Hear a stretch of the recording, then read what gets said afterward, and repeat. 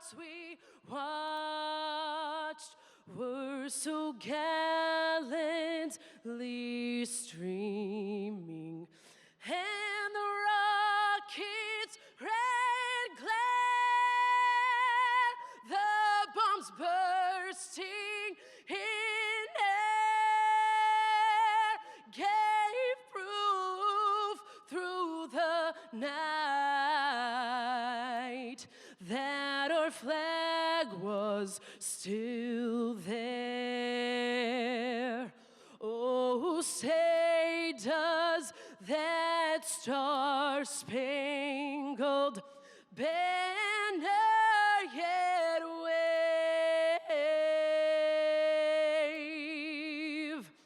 o'er the land of the free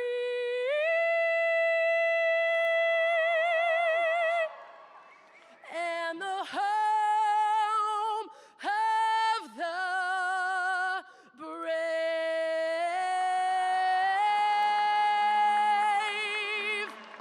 Shauna Elliott, ladies and gentlemen.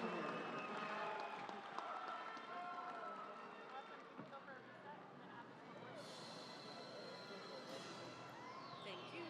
Hey, Rock, do first hit.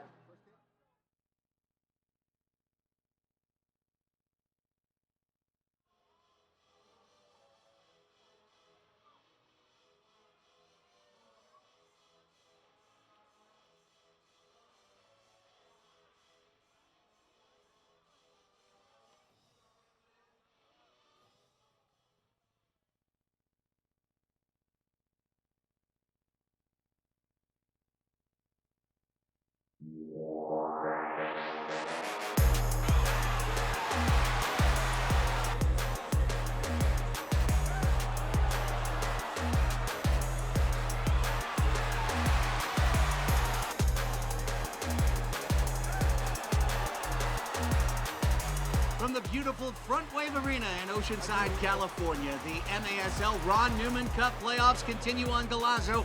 Game 2 of our quarterfinals pit the host San Diego Sockers against the Empire Strykers. Very pleasant good evening, everybody. Alongside Brian Farber, Craig Elston on hand with you. Earlier today, we saw the Chihuahua Savage take quite a difficult struggle with St. Louis, but emerge at the end with a 5-1 victory, so the top seed is moving on. For the San Diego Sockers to fulfill their destiny and get to the semifinals, they're going to have to try and beat their SoCal rivals, Brian Empire, for a 6th straight time. Yeah, they've had 5 straight games this year in San Diego's favor, but that doesn't tell the whole story. Some of these games have finished in 1 goal. A couple weeks ago, an overtime win, which actually brought Empire their 1 point they needed to secure for the playoffs. So a little bit of a mental victory in their minds. Nothing would make their season more than to come here and finish San Diego's season. So we will see. Yeah, they've never done it before. They know they want to do it tonight. For the San Diego Sockers, coming in at 20-4, just 2 points away from winning the Supporters' Shield, they've seen their offense powered all year by Charlie Gonzalez, leading scorer in the midfield. Yeah, Charlie is on fire. I got to broadcast his game a few weeks ago, and I told him, hey, listen, if you get 1 point, you're going to get more points. He is leading our team right now, and that's funny to say because normally it's Craig Childs, but Charlie is on the move right now, so keep an eye on him. Meanwhile, for the Empire Strykers, in the 2nd year of his 2-year deal, Marco Fabian has repaid everything the Strikers have invested in him and more. He continues to not only be a face of the franchise, Brian, but a critical shooter. Yeah, he wasn't here a couple weeks ago. They were missing him. Obviously, he's a big shoe to fill. So with him in the lineup, anything could happen. He gets chances in front of goal, and he's like some of the best finishers in the league. He can find that little spot. He can capitalize on one, and that one shot sometimes is all you need. This is winner take all. The team that falls behind at the end of this one, their season is over. The team that wins is moving on to Sunday's semifinal. So stay right there. Melissa May will be on the other side. She'll let us know about injured players trying to find their way back into the lineup for both teams. Then we've got the kickoff. Game 2 of our quarterfinals. It's the Sockers and the Strikers coming your way on CBS Sports, Galazo Network.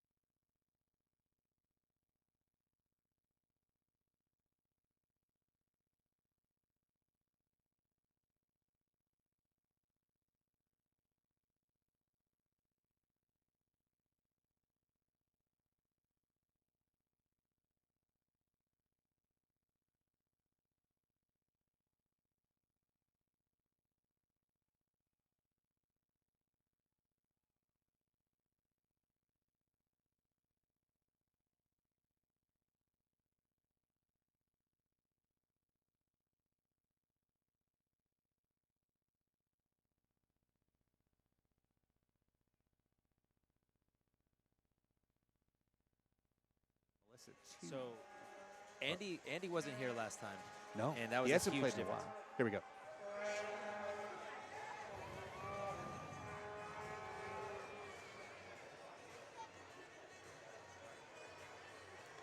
Live from Oceanside's Frontwave Arena, the Sockers and Strykers ready to lock boots in our second of 4 MASL quarterfinals. I'm Craig Elston with Brian Farber, our Amoda broadcast crew, and the third member of our team is Melissa May. The MASL regular season is like a long-distance sprint for teams. They play 24 games in about 4 months, and keep in mind all that travel time for away games. Well, all of that has come down to this, the Ron Newman Cup Playoffs. And as fate would have it, for the second game in the quarterfinals, the San Diego Sockers are playing a very familiar opponent, the Empire Strykers. These two teams played 5 times in the regular season, and they know each other very well. You can anticipate a very physical game tonight. San Diego is getting back defender Ben Raymond, and forward Tavoy Morgan has officially been cleared to play by head trainer Paul Savage. In terms of goalkeepers, San Diego has Boris Pardo, Xavier Snare-Williams, and newly acquired Danny Waltman. Pardo earned the start tonight and will be backed up by Danny Waltman. Head coach Phil Salvaggio said this decision came down to experience. While between Pardo and Waltman, there is 21 years of professional indoor soccer experience and 42 playoff appearances. Craig Farber, I'd say that's the definition of veteran experience. Back to you in the booth. Thank you so much, Melissa. Look forward to your conversations with Phil Salvaggio and perhaps a player as the night continues. San Diego in blue and gold running left to right. Empire in white running right to left. Presented by Verizon. These are the MASL Ron Newman Cup Playoffs. Quarterfinal number 2 is underway. Sockers and Strykers from Frontwave Arena. Loose ball near the top of the crease, kicked out by Pee Wee Ortega, and immediately a mistake by San Diego will give a top of the arc free kick to the Strykers. A little chaos outside the box now. The most organized set piece you can have in the sport is Marco Fabiani will back heel it for Aguirre, who shoots it high over the frame. And a foul behind the play. Sockers with Boris Pardo in net, the 41-year-old veteran back. He got to start and play a half on March 30th, back on Sunday after missing 3 games with an adductor injury. 12-2 on the season, his 4.38 goals against average led the Major Arena Soccer League, 702 save percentage. Brian Orozco, the kid out of Colton, just 23 years old, he starts in net, but he will alternate in net for Empire. Clayson DeLima, however, not Brandon Gomez, the backup for Empire. Interesting to note in that Orozco and Gomez had combined for 5 goals this season. DeLima, more of a facilitator, no goals, but does have 4 assists. This is the Onua Obasi system, the head coach of the Strykers. He will bring up his keeper as soon as his team can establish possession and turn it into a midfield 5v4, trying to exploit both possession and finding somebody open. Gabi Costa fouled along the wall by Ciro Oliveira. A couple of changes for both teams. Tavoy Morgan was questionable all week. He came in place of Eduardo Velez. El Vaquero had his retirement game last Sunday. Here's Drew Ruggles to Charlie Gonzalez, and Christian Quintana just airmails an entry pass. Would have headed to the Starlight Club if the nets weren't there.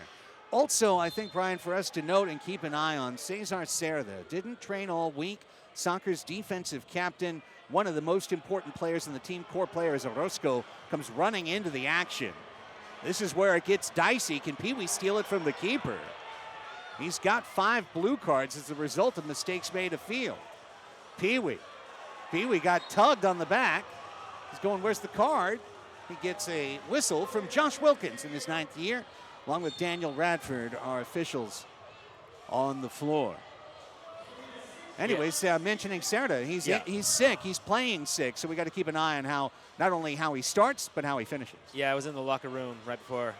He was a game-time decision, but I think that the level of leadership and experience you have in Cerda is somebody you have to have on the floor. If he felt like he could go, then you trust him, you let him go. Quintana sending it forward to Tavoy Morgan, who led the Sockers with 26 goals this season. Usually Morgan, much like Charlie Gonzalez, if he gets one, he gets multiple. Morgan, Quintana, Ruggles, who had his best season so far of 2 with San Diego, 12 goals. Yeah, Drew has stepped it up midway through the season. I was having a conversation with him, and I think it was the game right before Tacoma where he exploded for a hat trick, and he's like, I just need to shoot more. Morales is tripped. No card, but here comes a left wing set piece for San Diego. Soccer's first true good scoring chance tonight. 12:34, just getting settled in. So's the Friday night crowd here, braving the I-5 on a Friday night. That's bravery from every one of the couple thousand here already. Charlie Gonzalez rolls over. Craig Childs shoots into the wall. Blocked by his former teammate, native San Diegan Andy Reyes. Andy, one of the players into the lineup tonight for Empire that they have been missing for a while. So is Alex Bradley, Sir Alex as they used to call him, Milwaukee Wave, the UK native 31-year-old veteran, only played in 5 matches for Empire. We'll see how he fares tonight. Yeah, he's back from an injury. I think he's a big leader on this team. Even though he wasn't in the lineup the whole year, I think having him now, defense wins championships, it's a big pickup for them. No score early minutes here. Mendez, the shifty Texan, first year with the club after 3 years with the Texas Outlaws. Mendez, bouncing ball. He's going to play it back through Mitchell Cardenas. Over to Christian Gutierrez. Had a pair of goals in the 4th quarter in the season ender, regular season ender. This one's going to hit the high fence. Gutierrez always someone to watch when the quarter matches the number on his back. He is the Soccer's defensive counter-attacker. Want to remind you that Mitres, the official game ball supplier of the Major Arena Soccer League, this beautiful yellow ball that they're retrieving from the crowd. Established in 1817, Mitre, one of the leading soccer brands worldwide, producing some of the best soccer balls in the world. Learn more at mitre.com. Pee Wee Ortega trying to win one. Ciro Oliveira gets it instead for the Strykers. Here's one cut right to Pardo in his crease. I'll tell you what, I like the yellow ball no matter what, but on a blue turf with a white crease, I love it. Yeah, this is a big difference for these games this weekend. Devoy Morgan, ball spinning up. He's guarded by Justin Stinson. Justin easily could have led our show as well. 32 goals, missed the golden boot by 1. Steal, Cerda had it taken away. Trying to feed the middle was Costa. Leonardo de Oliveira now guards along the northern wall. Draws a double team. Gets it loose to Costa. 2v1 down low. Finding Morgan. He shot it high. It was a good look from Gabby. Unlucky. Kind of bouncing a little bit. I think he won that one back. Yeah, well, just like I've done so many times on the golf course, if you lean back just a little bit, you don't get the result you want. You got to stay down and over that ball. And that time, Devoy leaning just a little bit, and he skies it into the nets. 10:39 to go here, first quarter. As Orozco wings it out. A weird hot, now Leo simulating hands to the face. See if it's more than that. The league does have video assisted review for the playoffs. The lead official, Ryan Sigic, is actually standing right next to us. Here comes Orozco on the run. Bending shot! Pardo makes a save on it. And then a giveaway. Fabian holding, flipping it to the left. Reyes has to reorganize for Empire. Dangerous moments for the Strykers. As you saw in the first match, that first goal of the game is crucial. Now it took until the 3rd quarter for it to happen. It's the same thing here in this first quarter. That's handling, and there's the call as Leonardo Espinoza, rookie out of Brazil, part of a lot of players that are making their playoff debuts tonight for Strykers. Morgan on the turn, trying to beat Bradley in the corner. He did not. Then tips it, trying to turn is Morales, and he gets blocked by the veteran left footer, Emmanuel Aguirre, a former soccer in his own right. Here's Mansoret trying to play out of the back. Almost left the ball behind him for a moment. Through Antonio de la Torre. Second-year MASL player in his 19th match, at 18 in the regular season. Stinson. So strong on the ball and very technical right and left footed. That's what makes him such a dangerous goal scorer. Oliveira. Now Morales is hoping to poach that yellow ball. Stinson going forward, looking for Harold Hansen. Hansen trying for an aerial backheel pass. Ciro Oliveira works the yellow line. Back to Stinson with under 9 to go. 6th minute, walks into the Oceanside night. Minute 7 underway. Here's Orozco. That's the keeper all the way up in offensive midfield. Watch him. He'll almost always be positioned on the wall, unless it's a counterattack situation or a specific lane that opens. Orozco mostly just kind of hangs out by the bench, creating the matchup disadvantage. Now, here's the key. Stinson and Robert Palmer can't give up the ball, or else it's almost an automatic goal the other way. Oliveira, slide tackle of the ball by the big fella. Quintana got it loose for a moment. Tangle along the wall. It's all gummed up in there between legs and shoes. Spits out to Palmer, feeds Hansen on the angle, trying to step through Ruggles at the moment of truth with the dispossession. It's cleaned up so nicely by Pee Wee. There was a couple little gaps in there for some shots, but Sockers closed them quick. Next ball out of play will be our first officials timeout of this quarterfinal match. If you're just joining us, this is single elimination playoff action. The Sockers get no second bite of the apple, nor does Empire. This is winner take all. Earlier this afternoon, the top seed Chihuahua found themselves in a match, 1-1 in the fourth quarter. They pulled away late for a 5-1 victory, scoring 3 against 6th attacker and empty net. Here, wondering what the first sentence in the book will be. Cardenas gives it up along the north wall. Aguirre on the steal. Aguirre moves in, and Cardenas shoots it out of play, and that brings us to the media timeout. We are underway in Oceanside with the second of our doubleheader. Can the San Diego Sockers beat Empire again? A rebuilt team. We'll take a look when we come back on Golazo.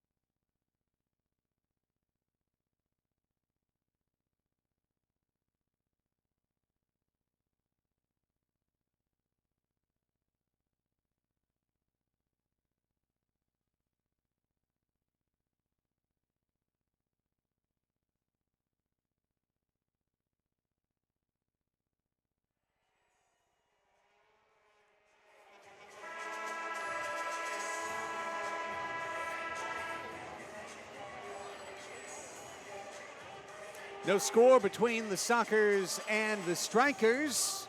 Si usted quiere la transmisión en español, por favor, busca nuestros amigos Tony Sanchez y Imor vía en MASL TV and YouTube. Here in English, Craig and Brian here with you. That set piece evaporated like the dew drops off the edge of the Pepsi cups here at Frontwave Arena. No scores, Sockers and Strykers. Orozco will strong arm one out. The parabola lands off the head of Ben Raymond. back in after missing a match with a foot issue for San Diego. Monir Alami, very talented rookie. In fact, I'd say one of the most under-discussed rookies in the MASL, Monir Alami, the Moroccan, 25 years old, 16 goals, 28 points in 22 matches. I think he's been a real difference maker for this team, adding dynamic play to their attack. Yeah, if you can have a new player come into the league and adjust that quickly, try to lock him up for a couple years. Alami plays Alex Bradley. And now here comes Orozco. The Obasi system activated. And check it out. He's hanging out on the wall again. This time it's the north wall instead of the south wall. He doesn't like to stay on this side, though. He likes to get over there to the right. I agree. Nice cut pass, setting up Stinson with a backdoor outlet. And Quintana fouls him. Cynical but effective, Brian. Yeah, that's a scary foul, though, because that could be a 2 minutes. Easily could have been a blue. Stinson needs a blow. That's useful for San Diego with the set piece. He's the guy I'm most afraid of shooting. The other is Fabian. He's great from outside. But Orozco will be the one to take it. It's a backdoor pass. He's looking for the angle for Fabian. Cerda is able to dig it out, but his pass hits off Alami's leg. And it comes back out to Aguirre, and Orozco comes running up again as the system is back in play. Under 6 minutes to go in the first quarter. Again, there's only one team in the league that does this. How did it happen? Well, coming up this summer is the third iteration of the soccer tournament in Cary, North Carolina, $1 million winner-take-all tournament. And the winning head coach a couple of years ago, Anuo Obasi, and his system involved perpetually possessing with the keeper. Now, the difference, of course, as you know, Brian, is at TST, when it gets down to the end, they take a player off every 5 minutes. So it comes to the point where you have to have a keeper that possesses and scores. Yeah, honestly, what he does in TST is kind of ingenious, or at least what he did the first 2 years. I think there's been some new rule changes to stop what he's been doing, actually. Well, that's a story for July or June. Here's Morales and Charlie. First good look. Charlie Gonzalez, who is the leading scorer for the team he's playing against. He was the all-time Ontario Fury scorer, now renamed Strykers. Morgan spinning, trying to get that left foot, trying to get the foul. What does he get? He gets the foul. And that's going to be a kick from the dot, essentially, although with Guardians. Well, he's outside the crease, so you can't call for a blue card, but what do you do here, Brian? Obviously, there's a wall of humanity between you and the net. You can't just shoot on net. Yeah, well, in this situation, he actually has a shot now because that wall looks far. Upper V? Yeah, you can definitely shoot this one. He came forward early. Oh. We got, yep, that is they're going to do it again. Keeper came up too soon. The other thing is you do have Craig Childs, the most lethal finisher, sitting out there. Aguirre has to respect him, and he can't close the space. Trying the chip, header! Oh, Leo hit the crossbar. Leo's rebound wins the crossbar challenge that he didn't mean to play. Pardo sends it back in. 5 minutes to go. First quarter, no score yet. Soccer's looking dangerous in the last few seconds. Now they do. Leo bumped off his man. Charlie gets triple teamed. Alan Perez comes in and takes it away. Still slow to get up, Harold Hansen. He fell awkwardly. Now he comes forward with Hernandez. Stolen, Costa. Back and forth they go. Don't get too many men on the field. Look out, and it's a steal by Hansen as they were trying to avoid just that, but the ball deflects into the arms of the goalkeeper. Quintana to Charlie. Nervy first quarter so far. Let's go Soccer's chant getting started here by the fans. And boy, the crowd's filled in nicely. Morgan now working in the angle on the left wing. Morgan threads the pass out to Quintana, keeps the ball moving. Costa working in. Refeed. Morgan couldn't control on the first touch. And so the Sockers have to probe once again. Quintana under pressure. Plays it back. One touch allowed for an MASL goalkeeper on their side of the field in the run of play. It's part of the reason why The Obasi system moves the keeper across midfield. Then they can take as many touches as they want. Scuffed pass. Ruggles survives it. Quintana coming in. Wants to take a look perhaps. Wall pass. One hand. Look out. Rebound chance. But it went to the wrong foot for Quintana. And he left-footed it out of play. Yeah, I think he would want that one back for sure. But he was on there for a while. I think he had little tired legs before he got that shot. Well, much credit to the Strykers organization. It's been the rebuilding of an empire this season. Last year, the Strykers went 3-19-2. They had 10 points the entire year as Orozco feeds it. That's still in play, hit off a seam, and it comes to Pardo. This year, 12-10-2, 37 points, a 27-point increase in the standings. And they scored 50 more goals than last year, allowed 41 fewer. So what a turnaround for the Strykers. And now here's a turnover. And Fabian's shot is blocked by Cardenas' back.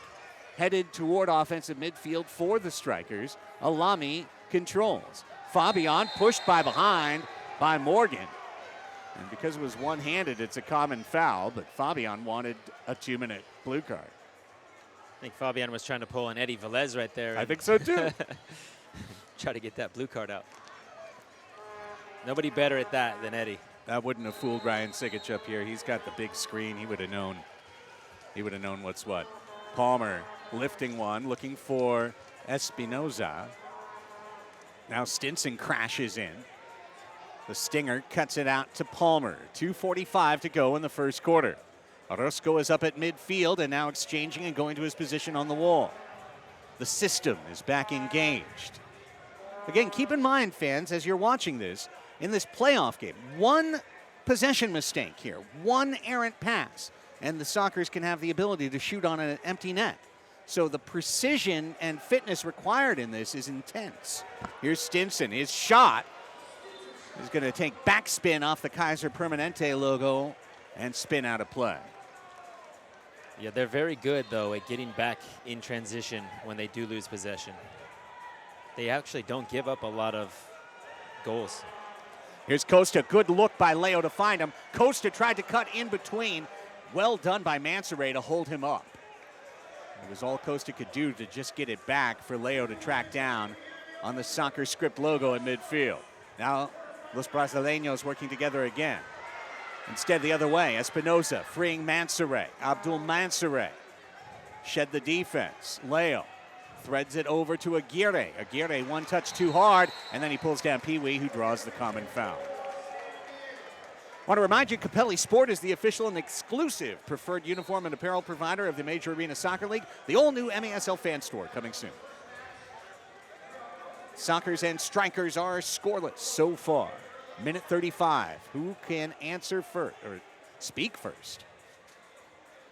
And will it be Magic Minute, which is what the Sockers were doing in their regular season finale in honor of El Vaquero? Lovely futsal move by Morales, but then even more impressive in a way, Mansoray just simply kicks it off the side wall and uses the geometry of the angle to play it to Orozco. The other way now. Aerial challenge, rushed down by Reyes. In the corner, it's Fabian. Scoops it along the wall, and it's brought down by Pardo. We've reached the Magic Minute, first quarter. 15th minute is live at Frontwave Arena. Ron Newman Cup quarterfinal. Winner take all, single match. Sockers and Strykers, no score. Cerda being dogged by the double team. Remember, playing sick out there, Cerda feeling sicker with the result of this as a foul is drawn. Reyes rolling to try and ask for more. It'll be a set piece, Brian, for the Strykers. Yeah, I want to see this over. I don't think that there was any foul intent on Andy. If he got hit, it was an accident by Cerda, but hard to see. Reyes felt hard done. He comes off, says, why don't you throw a challenge flag? Each team has one challenge flag where they can initiate a replay challenge. If they get it right, they get the flag back to use one more time. Yeah, not worth it in that situation. Couldn't agree more. Fabian right in between the numbers 1 and 1 on Leonardo de Oliveira's back. Lifted up, chested down. Espinoza trying to get it loose. Leo inside a phone booth. finds a friend. Can Mendez trigger a counterattack? Sebastian Mendez squirting between two players, brought down, no foul, we're playing on. There's a foul. Free kick straight away as Leo is down and has to make a decision to get up or to require assistance. One new rule for this year in the MASL is that you have 15 seconds after being fouled to either get up or if you delay longer than that, and there it is.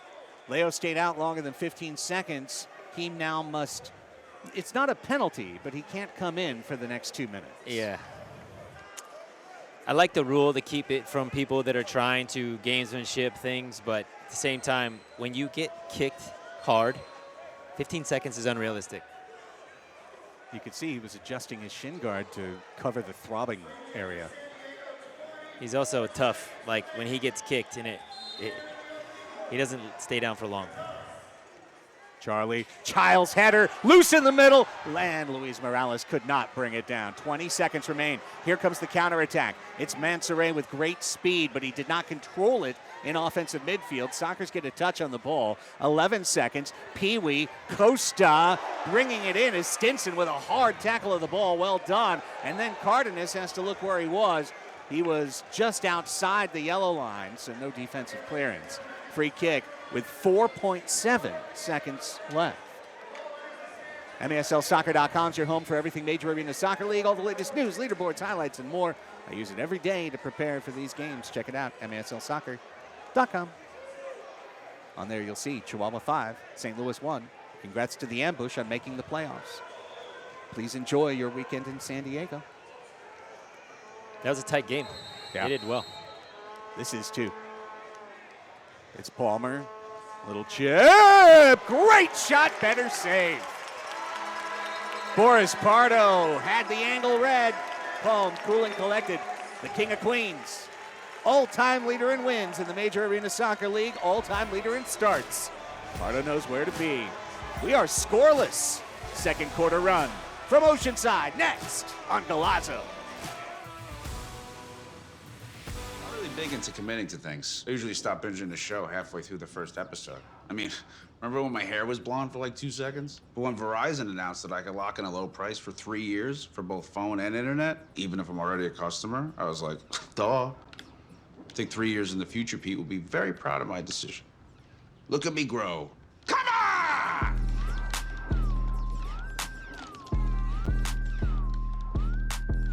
Can you hear me now? I sure hope so.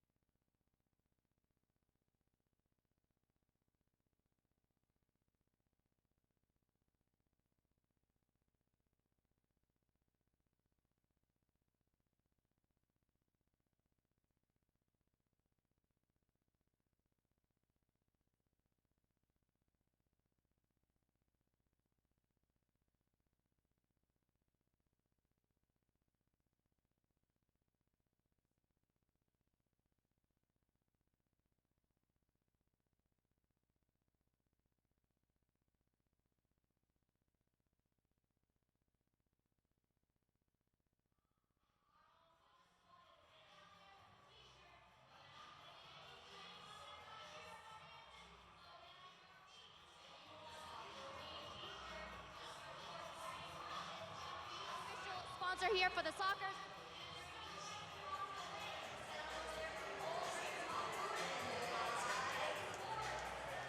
Scenes from fabulous Frontwave Arena. Opened in September of 2024. It's North County's home for sports and entertainment. And what a home it's been for the San Diego Sockers so far. 12-0 here at Frontwave Arena.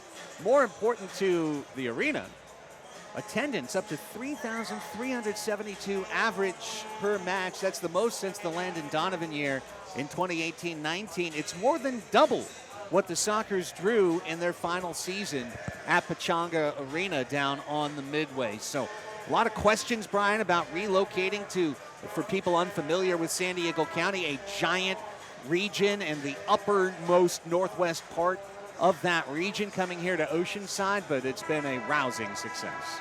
Yeah, there's no doubt. I think that the buzz around the North County, San Diego area for the Sockers is big. The concerts, the other things that have happened here, from the gymnastics that opened the building. I think it's been a good success so far, and it's only the first year, so it's only going to get better. And a good crowd here today. It's always, this might seem weird to people watching out in Galazo land. It's harder for an organization, a league like the MASL, to sell playoff tickets than it is regular season, when you can organize groups weeks and months in advance. Great job, Frontwave Arena staff, getting a nice crowd out here on a Friday night. And if you're out there watching and you happen to be in the area or in Southern California, come on down. Tomorrow, 2 more great single elimination matches. Teams switch sides. Sockers in blue and gold are running right to left. Empire in white, running left to right. The match is presented by your presenting sponsor, the Ron Newman Cup Playoffs, Verizon. And a foul was called on San Diego down there. I have no idea what was called right there. It was out of the box. It was a 50-50 ball, and it hit Tavoy in the chest. But Orozco maybe got bumped in the back of the head. Yeah, but he came in reckless. If anything, it was, he's a field player out of the box. 3-line pass violation on Empire. San Diego hasn't really had many opportunities to utilize their set piece brilliance. Can this be the time? Morales to Childs, the 500-goal scorer. Now Morales, blocked by Palmer, corner kick. Palmer wanted to say no. Pretty hard. Number 51 blocked his number this year, 51 blocked shots for the Jamaican veteran, 36-year-old Robert Palmer, one of the best defenders in the MASL. Corner kick, San Diego. Looking for opening seconds goals here in the second quarter. Morales, right, and we'll do it again. There's a gap to Craig if Morales makes that same run. Another one of those lovely neon yellow miter balls put in play by Daniel Radford, working with Josh Wilkins, our officiating crew. There's Childs, just like you said, to the back post, blocked away by Hansen. He's going to be wide of net anyway. Ruggles to Morales. So good 1v1. Ruggles wide open in the middle. Morales, now Ruggles comes over, back to Morales, wide! What a ball. Great play by Ruggles, just tremendous to get Morales loose in tight quarters, but the counterattack is on and it's effective potentially. Charlie Gonzalez is the man to run it down for San Diego. With Cardenas, Aguirre gets it loose. In the middle, it's Palmer. Orozco comes up. And Aguirre holds, and now the system re-engages. Possession. Possession. Palmer lifting for Hansen. Brings it down with the inside of the right shoe. Falls. Play on. Not even a foul call. Ruggles waited and then scooped up the ball. First minute done. Second quarter. Still no score. Eerily reminiscent of our first match, which was scoreless at halftime. Yeah, Pardo. this first goal is going to be super important. As we've been talking about, you get down behind early, you start to What a steal. force things. Mendez swiped it from Stinson. The stinger met the swiper. Alami bounces it out. Ben Raymond can control for San Diego. Defenders play the ball between one another. Soccer is much more traditionally set up. Here's Mendez. Spinning it forward. How silky. Mendez. Raymond. And it just turns into another triangle pass, but we got to see some fancy footwork by number 13. Gutierrez now pressured by Alami. Here comes the pressure all the way to the keeper. Opportunistically, Empire does this, but they didn't do it as 5. They did it as 1 that time. Childs now can Costa get on it. He can, and the save by Orozco. I knew Craig was going to play that ball from the second it went through. What a run. Maybe because you guys were roommates for, well, better than a decade together. Yeah, that's a ball he would have played me for sure. That was a good run from Gabby, and Craig rewarded him for it, and they almost got a goal. Raymond and the Sockers. Oh, there's a foul on Costa. Two guys in the featherweight division of this league, Reyes and Costa, going shoulder to shoulder right there. Now, with a quick restart, Alami comes into the zone. The Moroccan plays it back as Orozco comes up to join the attack. And once again, the eastern goal to our left is empty. Alex Bradley. This one is floated up for Fabian. The Chivas star lost it, got it back with a foul on Oliveira along the wall. That infuriates a Strykers fan right there. Or maybe it was a Sockers fan who wanted a blue. Quintana will bounce one forward for Morgan. Morgan trying to turn on it first time. Morgan trying to rush up on it. He got past Orozco. He fired it off the wall, but Orozco could pot down. That little turn that Tavoy has is so lethal. Unlucky for him to take that long touch, trying to get around the outreached arms. Serta heads it down. Leo out of the air. Tavoy! King Lasso! Tavoy Morgan with an absolute ripper! 1-0. That was filthy. You can see he's setting it up. As soon as he has the half volley, he knows he's going to smash it. Look where he placed it, back to the near post.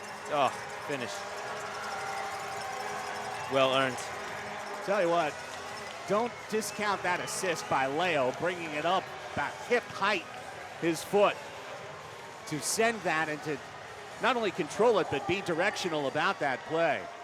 And Tavoy Morgan's first of the playoffs is our lid lifter in quarterfinal number 2.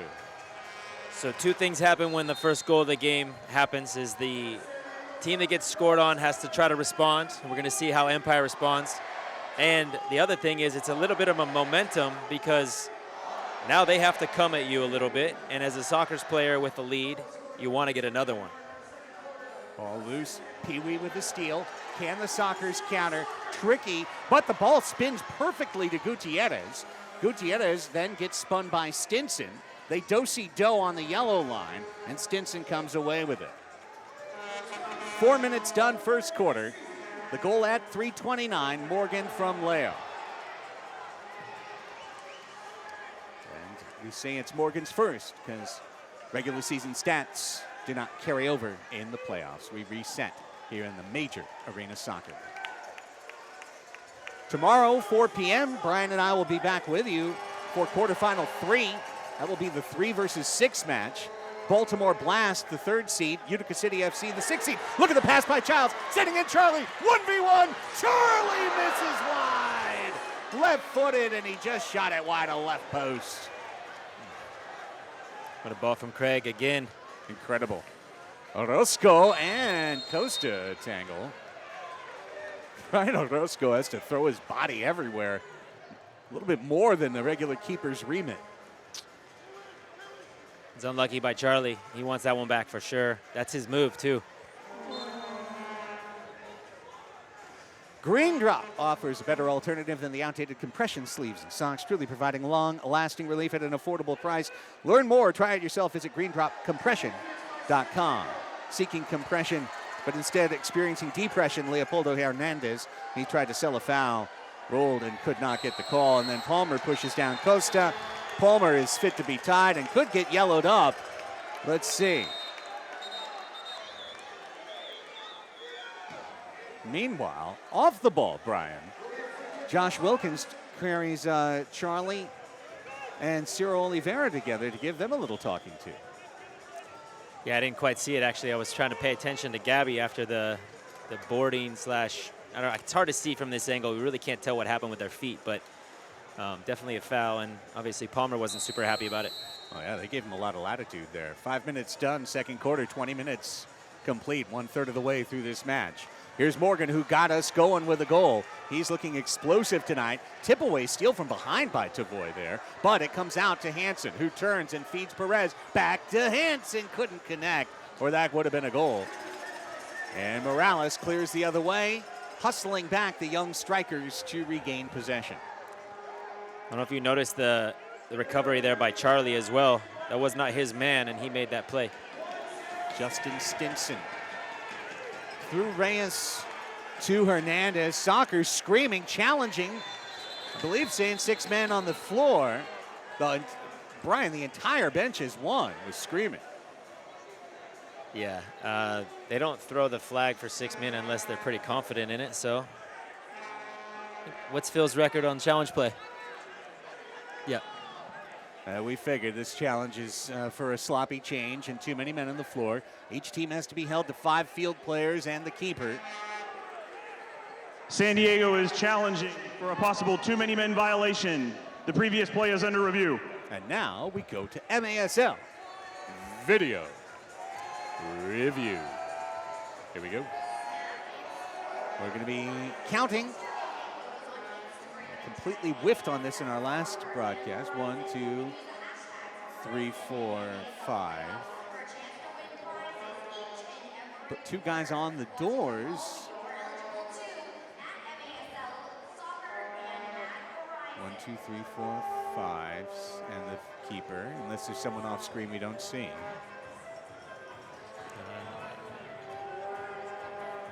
Boy, they seemed so sure. Now, right there. 1, 2, 3, 4, 5, 6. Yeah, there. 6. That's 6. 1, 2, 3, 4, 5, 6. Yeah, but he's in the. Oh, there you go. He came on too. Yeah, and then he came on. Yeah, too. yeah, that's it clear right 6. there, for sure. I'd say there's a little bit of a gray area if you're in the line, but. Well, and that's when I got wrong on our last broadcast, Brian. I thought that Drew Ruggles got away with it hovering in the line, but he was out there too long. No, this is too far. That is definitely no gray area there. Yeah, There's this should be 2 minutes. 100% a 2-minute penalty, unless we're just baffled. There's no way they can not give that. Yeah, I mean, we can count. There's 1, 2, 3, 4, 5, 6. You can count it yourself. Oh, 7. Well, 7 is even more. Well, do you get an extra bonus if it's 7 men on the field? Can you get 4 minutes for that? I don't think so.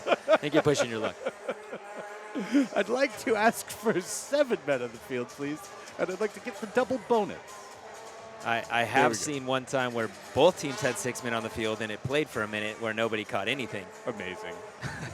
Well, at least it was fair.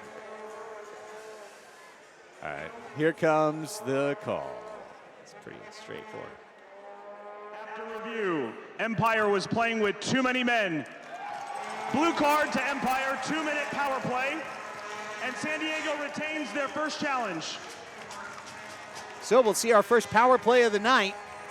And with a successful challenge, Phil Salvaggio gets his toy back. The red flag is back in his breast pocket. And now a 2-minute power play begins for San Diego for too many men on the field against Empire. Somebody has to come out and serve for the Strykers. The penalty box door is open. Someone's got to go in. No one has yet, which is just a thing. So these are the moments where Sockers can capitalize on this mistake, and this can be a moment that we talk about after the game as the too many men, the power play, if that didn't happen.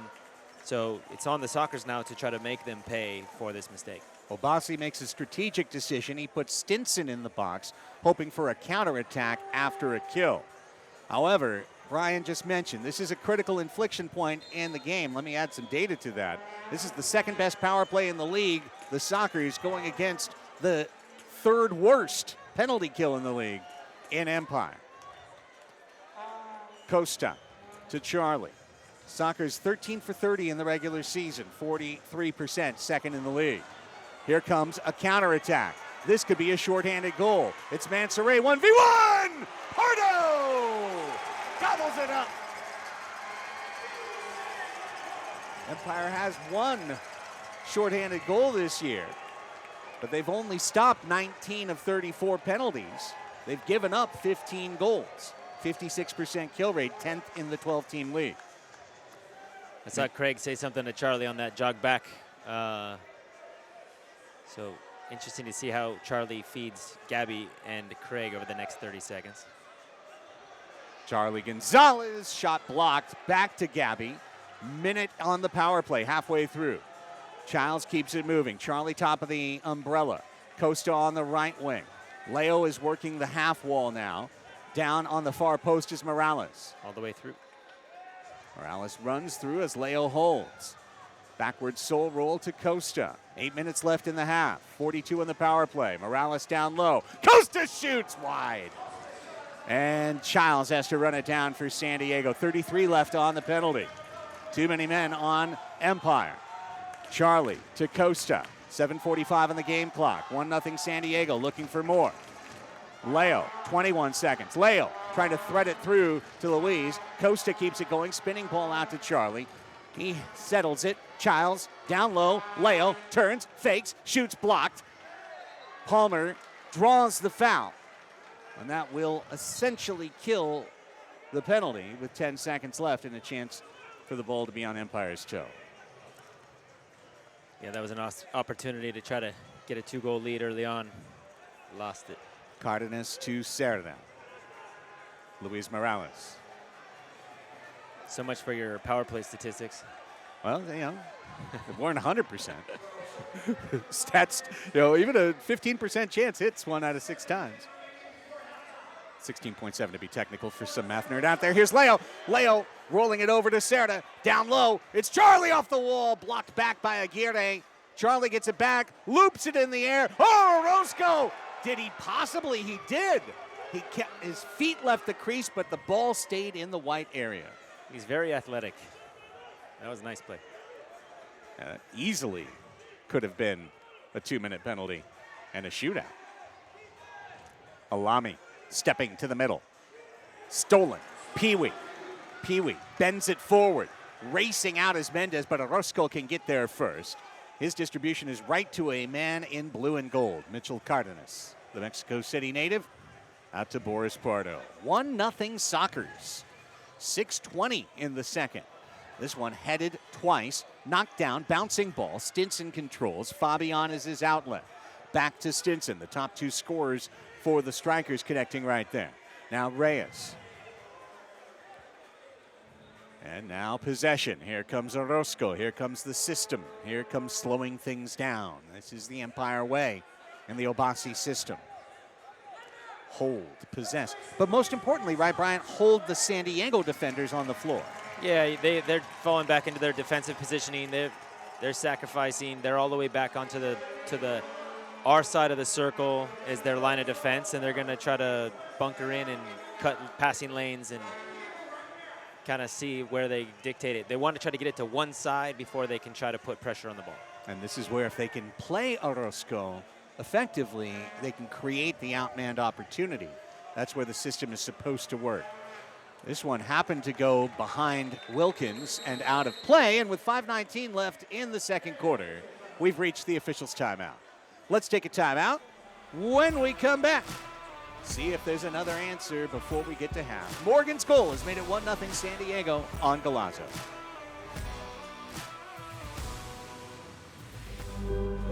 With 6 miles, runway 6 right, clear on.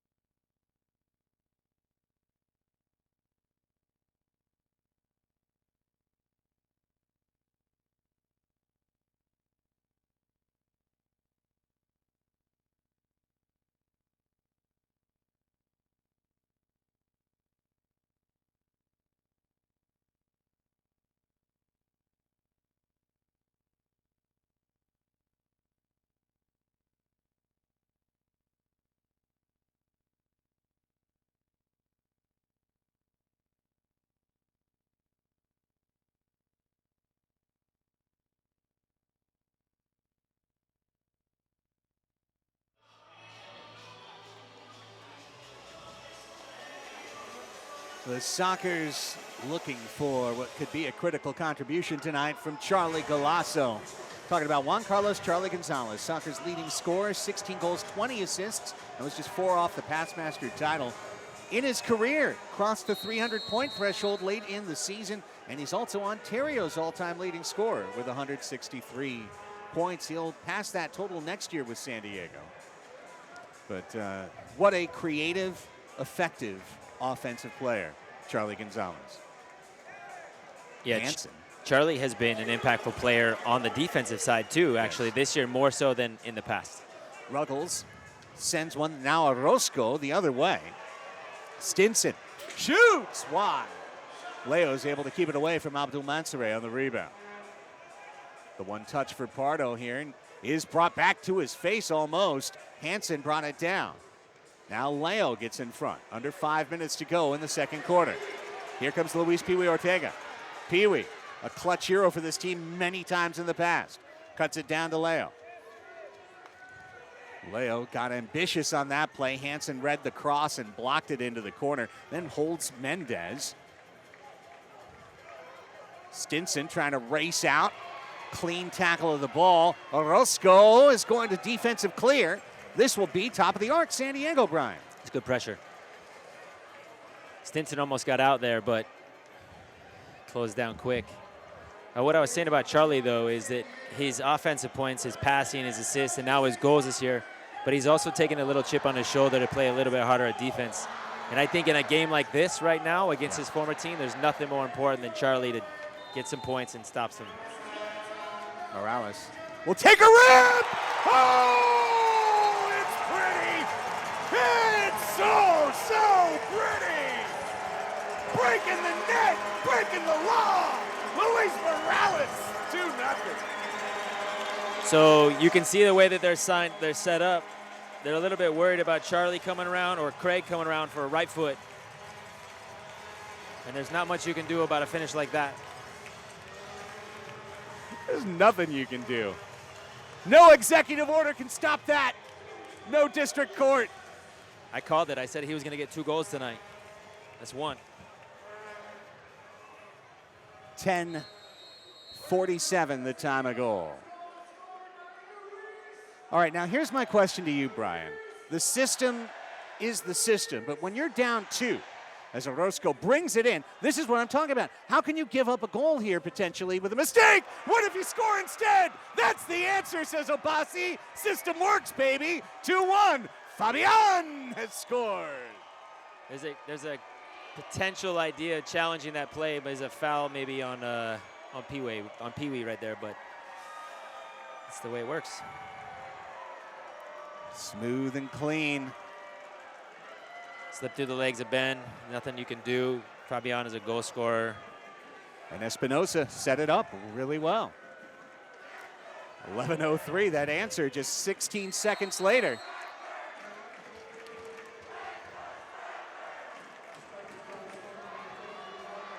Well done, Empire.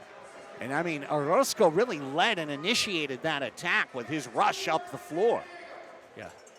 So it's interesting how selective it is, but it's selective aggression. Like you'll see at a Friday night Ocean's 11 poker table. Selective aggression. Steele, Costa, 2v2. He's got a big man marking him. He steps around him, shoots and scores! Are you kidding me? The Sockers have their golden boots on tonight. 3-1. Sox are on a roll.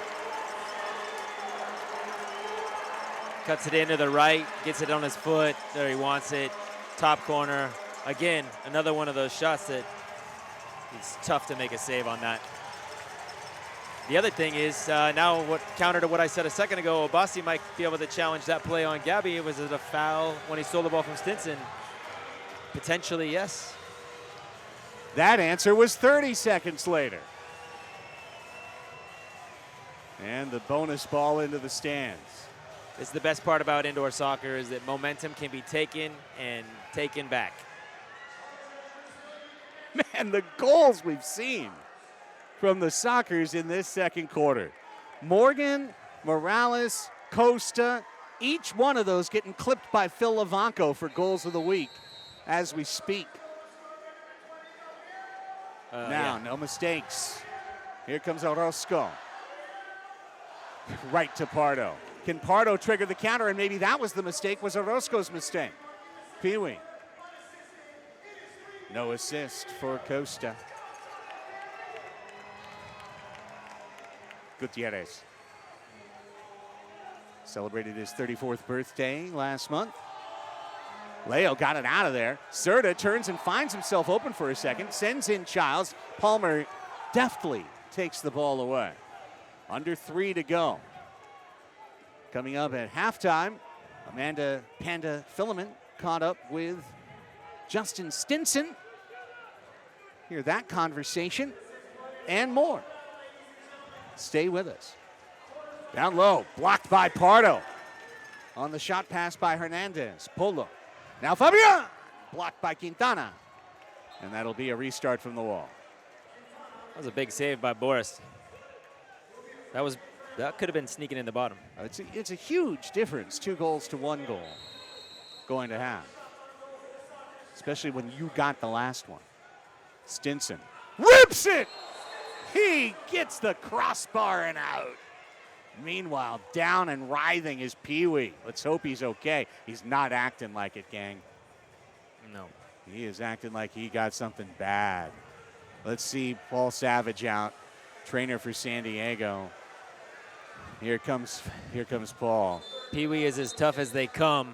I played with a lot of players over my career, and Pee-wee is one of the top guys when it comes to being able to handle something like this. And if he's down, it's something that hurts. Yeah. Savage working on, it looks like the right quad, but it's just impossible to say. The only thing I can say is the way Pee-wee is reacting is the way you don't want to see. That's for sure. Yeah, that's...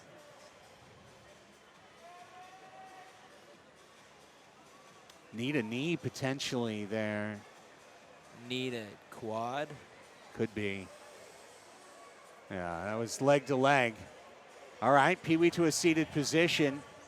Having watched that, strangely, as painful as that obviously was, it's slightly encouraging in that it's more of a contact, soft tissue situation as opposed to maybe a ligament muscle situation. Pee-wee's going to go straight to the locker room with 2:21, and seems he'd have to have sat out 2 minutes anyway. That's just basic logic there. Not indicative necessarily of severity per se. Well, like I said, Pee-wee's as tough as they come, so whatever it is not light. He would not be faking it to get attention to get off the field. No, that's not him. And he's been handed off to Anne-Marie Alf as Paul comes back to the bench.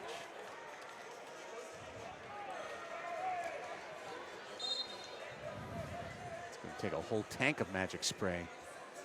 2:21 to go. And these are some very important minutes. Gonzalez and Hansen doing battle. Each had their toe on the ball at one point. Now it's Stinson. Can he make a mark on this thing before we get to half? A silky attacker with 32 goals this year, just one short of the league lead from Jorge Rios of Chihuahua. Orozco is all the way up at midfield. The Sockers think greedy.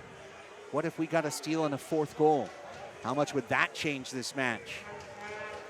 Yeah, it'd be nice to go into halftime. Well, with a score at this rate, it would be nice to go into halftime, but get an extra one would be a huge bonus.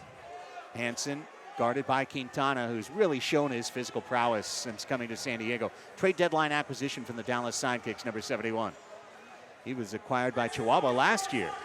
Won himself a Ron Newman Cup. He's trying to do it back-to-back with different teams. The hired gun of the back line, Christian Quintana. 80 seconds remain in the first half. Melissa May will chat with Phil Salvaggio at halftime as well. Here's De La Torre. Antonio De La Torre. Oh, Morgan thought he had a steal. He's trying to go the other way. Now Fabian's got it. De La Torre's in the corner.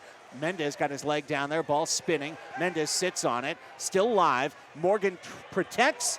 Morgan dropped. Ooh. Cards out. Blue card on Fabian with a minute to play in the half. Brian, Sockers going on the man advantage.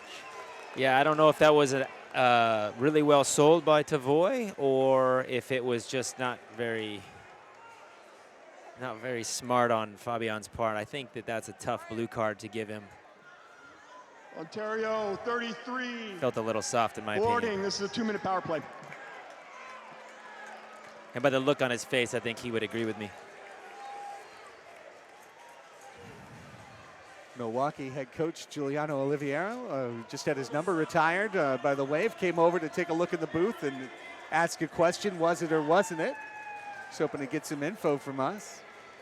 There's been no challenge. The whistle is sounded. Here we go. This power play could bisect the half.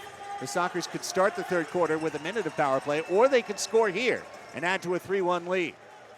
Costa, Charlie, with Morales, Leo, and Childs, the power play unit. I keep looking at Childs at the back post as an option. Morales! Off the soccer script logo. He was a great option. He just couldn't bring it down. Costa, 33 seconds. Charlie directing traffic. Childs, one roll, just missed. Tried to poke it inside right post. Morales, 22 seconds. Costa cuts it. Luis, shot blocked by Aguirre. He'll have a bruise tomorrow. Giving it back, 14 seconds. It's Leo in the corner, the great distributor to Costa. Cuts it, Morales turns, shoots, blocked by a sprawling Palmer. 7 seconds, still time. Costa blocked again by Palmer, who pumps his fist as he ends the half. The Sockers will have a minute of power play to start the third quarter. 30 minutes complete from a boisterous Frontwave arena. And our halftime score, Brian, Sockers 3, Strykers 1.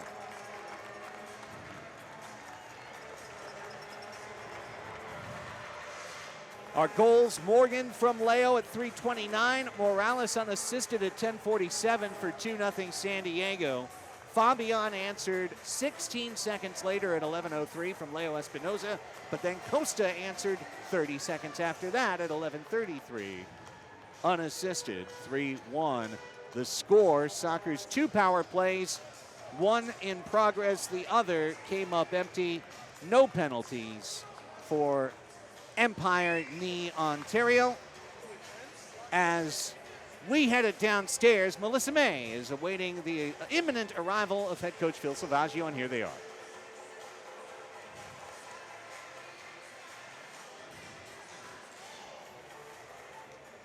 Coach, this is the 6th time playing the Empire Strykers this season. You know them really well, you know them really well, and they know you really well. Is there anything in your game plan that you tried to mix up, or are you keeping it the Sockers way? No, they've changed and we've changed. We are adapting into them, and it's a really, really good game. And ball bounces, and hopefully we get the next one. What are you taking out of this half to carry into the second to get that W? Just keep playing, keep playing. We got to finish our chances. That's about it. Thanks, Coach. Craig Farber, back to you. Thank you, Melissa. Appreciate it. It is halftime. Stay tuned. Halftime show presented by Verizon, your MASL quarterfinals. We will hear from Justin Stinson as well as Commissioner Keith Tozer. Interviews with Amanda Pandafiliman. We invite you to enjoy the content.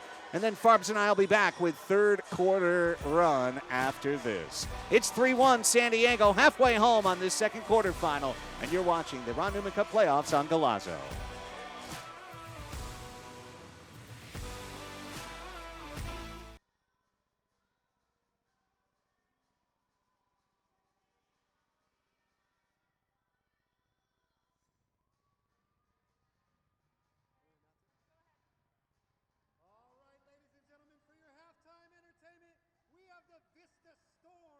taking on the Oceanside.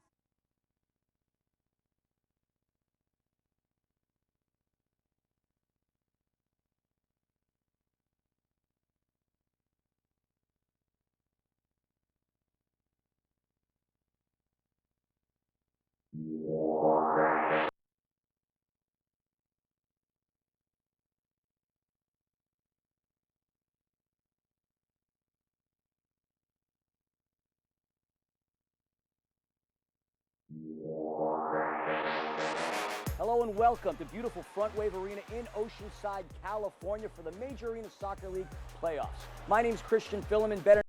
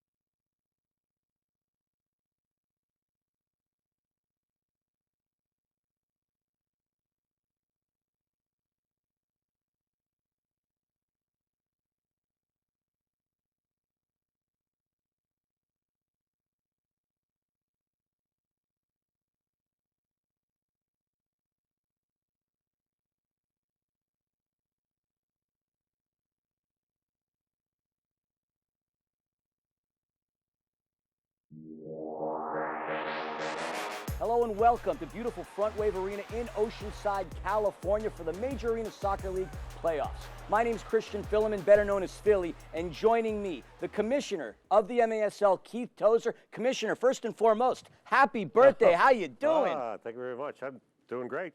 What a perfect way to celebrate than by welcoming day one of the MASL playoffs. And Commissioner, when you came on board, one of the things that you were talking about is wanting to improve 20% at a time every single year. We're a couple of years into your tenure. Talk about the trajectory of this league, what you've seen transpire thus far, and if you can indulge us with what we can look forward to down the road. Yeah, as you said, we wanted to change from A to Z, everything that we possibly could across the board. I think we're almost there. I think some great things have really happened in the sport in the last 4 years. I think it's really going to propel in the next 4 years, especially with the World Cup coming outdoor. But we're very excited and extremely excited about the playoff format and can't wait to get started.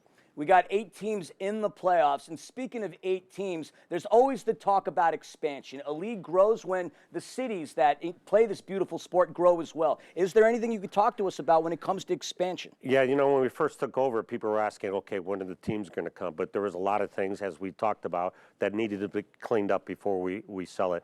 We've had several expansion groups during this course of the season come out to Frontwave Arena, go to Utica, go to Kansas City, go to Empire, really look at the building structure. We will have new teams, and we'll be announcing some of those shortly. You're hearing it right here. So there are a couple of changes to the format in the playoffs. We've got enhanced VAR, something that we're going to be utilizing throughout the duration of the MASL playoffs. We're going to be having Ryan Sigich, the head of the officiating crew, in the booth with us. Talk to us about how that came about. Yeah, well, it's our responsibility as the league office to provide the best refereeing department we can. Ryan Sigich, the head of referee, does a fantastic job. And we're in Utica for the All-Star game, and we're entertaining an expansion group. And Ryan came up to me in the suite and said, you know what, I will be in San Diego with our top 8 referees. Maybe we should do VAR with myself and another referee. Thought the idea was great. Came back to the executive committee. Everybody loved the idea. And we started drilling down to make sure that we could really provide a great program with the VAR. The Sockers came through with their production crew.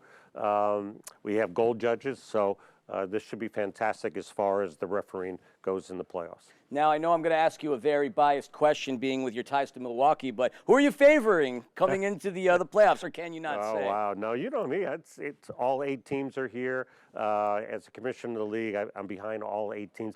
The game this year, the level of play has really been fantastic.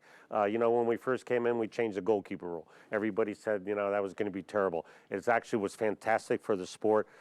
Players know how to go forward. Now we got goalkeepers coming forward and scoring goals. So I think this weekend's playoffs, one game and done. It's kind of like NCAA basketball. I mean, this is just going to be at a high level. Every decision, every card, every shift is going to make a difference. Hold on to your seat. Indoor soccer is here. You heard it right here from the man, the myth, the legend himself, Commissioner Keith Tozer. Thank you so much for joining us, and once again, happy birthday. Thank you, Coach.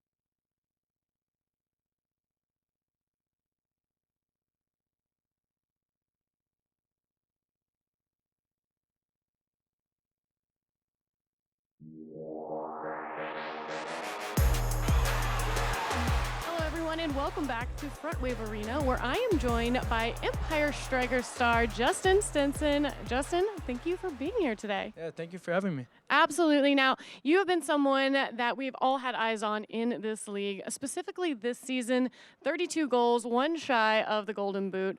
What has got you inspired to have such a stellar performance this year? Yeah, so I think at the start of season, when I made goals, being MVP or being Golden Boot, that was one of my goals. Falling a little short, it's unlucky, but we made playoffs, and that was my biggest goal. So. Yeah, definitely did. You had such a great season, and you're such a dynamic player to watch. Let's talk a little bit about the Empire Strykers in general. Now, I know one of the goals was to make the playoffs, something that has been a little elusive for the Strykers in the last couple seasons. Talk to me about how the team is feeling coming into these playoffs and how you feel like this matchup's going to go. Yeah, so with Obasi, I feel always prepared. We do extra video, extra training, and we're right where we wanted to be. So I think going into playoffs, I think we already have a little bit of advantage. And, coming off a loss to San Diego, it's time to prove something. Do you guys feel like you have the momentum against them? I mean, you've kind of slowly worked to that kind of penultimate match that we just had where you took them to overtime. Yeah, so I don't want to jinx anything, but I feel very confident right now. Good. Now let's talk a little bit about this new playoff format, having everybody here in the bubble. How much do you enjoy that, and do you like kind of seeing some of your old friends, teammates, and people that you've known and kind of grown up with in this league? Yeah, so, going off your question, 2 years ago during COVID, 3 years ago for COVID, we did a little bubble, and I actually liked it. It's kind of one format. Everyone kind of gets the same luck, so, yeah, I do like it. Good. All right. So you guys feel prepared. You feel ready for tonight. Is there anything that you would like to say out there to all the fans from around the league that are going to be watching this matchup on the Golazo Network? Who's ever traveling down, safe travels, and Empire fans, I can't wait to have you guys here. All right. You heard it here. You're going to see Empire taking on the San Diego Sockers tonight. All right. We're all going to be cheering loud and proud for everybody. Thanks so much, Justin. Thank you for having me.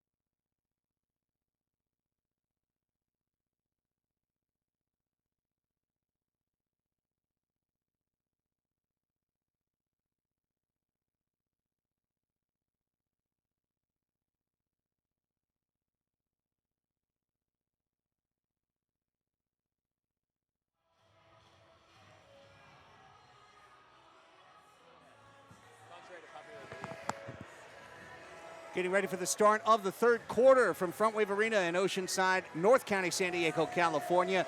The Sockers, the number 2 seed in the Major Arena Soccer League, leading the number 7 seed Empire Strykers by a 3-1 score. Let's bring you the first half highlights here on the CBS Sports Golazo Network.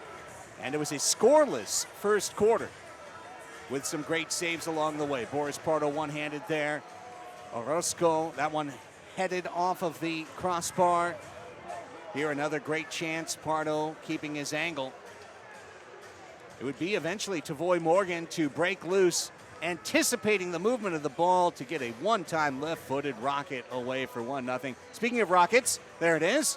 Left-footed, Luis Morales puts it into the side netting for 2-0. But then it was a quick answer for Ontario. Espinoza finding Fabian in the middle, beating Pardo to his left for 2-1. Just 30 seconds after that, Gabby Costa cutting around De La Torre for the goal and the 3-1 score. First half shots 11-7 in favor of Empire.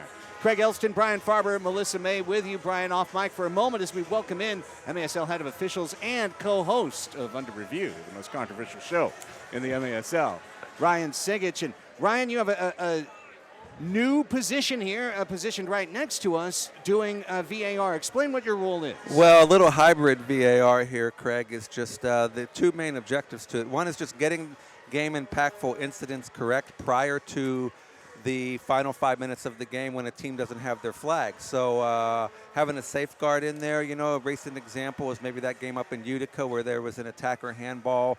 Goal was scored, referees didn't see it, but there was still 7 minutes left in the fourth, so the referees couldn't go and review it. That's number one. Number two is just consistency game to game throughout this entire weekend. So what's a blue card, what isn't, what's clear and obvious, and what isn't. So from that standpoint. Ryan, we really appreciate you, and if anything comes up that involves your purview, we look forward to welcoming you right back in. I'll take a couple steps here to my right. Perfect, perfect. Oh, okay, hang on. They want to put us on camera, Ryan. Yeah. Let's say hello. Hi. Hey, everybody. Great to see you. Appreciate you. This is the guy right here. Sigurd. She texts me when I get things wrong. I try, yeah. It means I get a lot of texts. Not when you get them right, when you get them wrong. That's why I get so many. That's why I get so many texts. All right, Ryan. Thank you so much. Thank you, guys. All right. Great job. Here we go. Farbs has the headset back. And keep in mind, we now are starting on a power play, but Empire got the ball to start the power play. And this is really diffusing San Diego's attacking opportunity. Orozco brought it up. There's Cerda, heads it to Pardo. There's 41 seconds on the man advantage. I always feel like power plays to start a half are just doomed to fail, Brian. It's a different feeling. It's a go-go on a power play, but usually you come out of halftime, you want to settle in. Yeah, coming out of the halftime, you are thinking, though, hey, we got a power play. Let's go out there and try to get a goal. So you know the guys are eager to try to get a couple shots off. Well, it was well done by the Strikers to get the first 30 seconds of this done. Can they get a shot now? Leo, Costa, Leo. There's 10 seconds. Costa tips it. Morales! Big save, and Orozco saw it sneak behind him, but he was able to pounce on it. And there was that chance. Well designed by San Diego, but the power play is over. Full and even strength. That was an unbelievable save. Lined up perfectly on his left foot. He could have gone anywhere. He tried to sneak it in the bottom corner. Big save from Orozco. What does Empire need to do here to get back into this match, Brian? I mean, it's such a game of momentum. It only takes one play, one goal, and they're obviously right back in it. This is not over by any means for San Diego. It's actually scary how fast momentum can change in an indoor game. So they don't really need to do much. They're in it still. Palmer will send it up to Stinson. Orozco comes up, and the system is re-engaged. 6 players in the field, the goalkeeper acting as the 6th player, but not, importantly, as the 6th attacker. The field players continue to control the ball. Now, one mistake can be deadly. Ruggles couldn't keep that one from skipping over the penalty box wall. Stinson, Reyes, Palmer, Fabian, and Alami, the rookie, for Empire out there right now. Gutierrez, Leo, Mendez, Ruggles, and Quintana for San Diego. Goalkeepers who started are still in, Pardo and Orozco. I mean, listen to the names you just listed off on that lineup for Empire, right? That's a huge difference between what they've had in the past and how much strength they have now. It's true. This is winner take all. Single elimination to get to Sunday's semifinal. Sockers were up 1-0, 2-0. It was 2-1, and now 3-1's where it holds for the moment. Mendez finds his man. Gutierrez coming forward. The TJ counter. He crosses back to Sebastian. Mendez so elusive 1v1. Can he take on Alami? Leo says, give it to me. I'm the pass master. Fourth all-time in MASL assists, Leonardo de Oliveira. 12:21, clock running, early minutes. Third quarter, third of 4 15-minute quarters here to decide who advances and whose season ends. Morgan got us started on the scoring. He spins on Aguirre, draws the double team, kicks it out. The shot by Costa was knuckled wide. There's Cardenas to keep the possession alive. Mitchell dancing in and directing traffic. Third minute off the clock. Down to Ruggles. Right corner for the left footer. Drew, stop and go. Cuts it. Costa couldn't get a shot away. Back to Ruggles. He can, and he roots it. Goal! Sockers! Ruggles, muy sucio. 4-1. There's a little give and go. Back, finds him again. Drew on his favorite left foot, puts it in the top corner. What a finish. Ruggles has regained that mojo that we saw when he was a champion in 2018-19 with Milwaukee, and when he was with the finalist Florida Tropics, and just always felt like one of the most dangerous players in the league anytime he was on the floor. First season, takes a while sometimes, Brian, to get adjusted to becoming a soccer. Kinda, yeah, but I would also say that Drew was asked not to do that last year. Drew was asked to not really play that role, even though that's why we were so, interested in bringing him in. He was not asked to be an offensive threat as much as he has been asked for this year, and he has stepped up.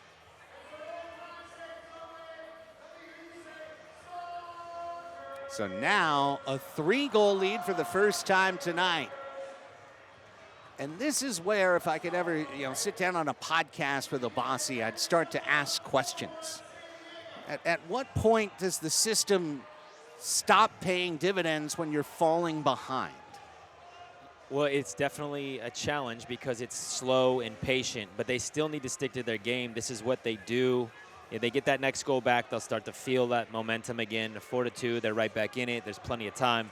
But if it keeps getting stretched, then it does become a challenge. They have not had many games where they lost by more than 2 goals this season, so they're always in it. Here's Ciro Oliveira. Raymond did just enough to gum up the works there. Now Orozco's caught in the corner. Can the Sockers get something going here?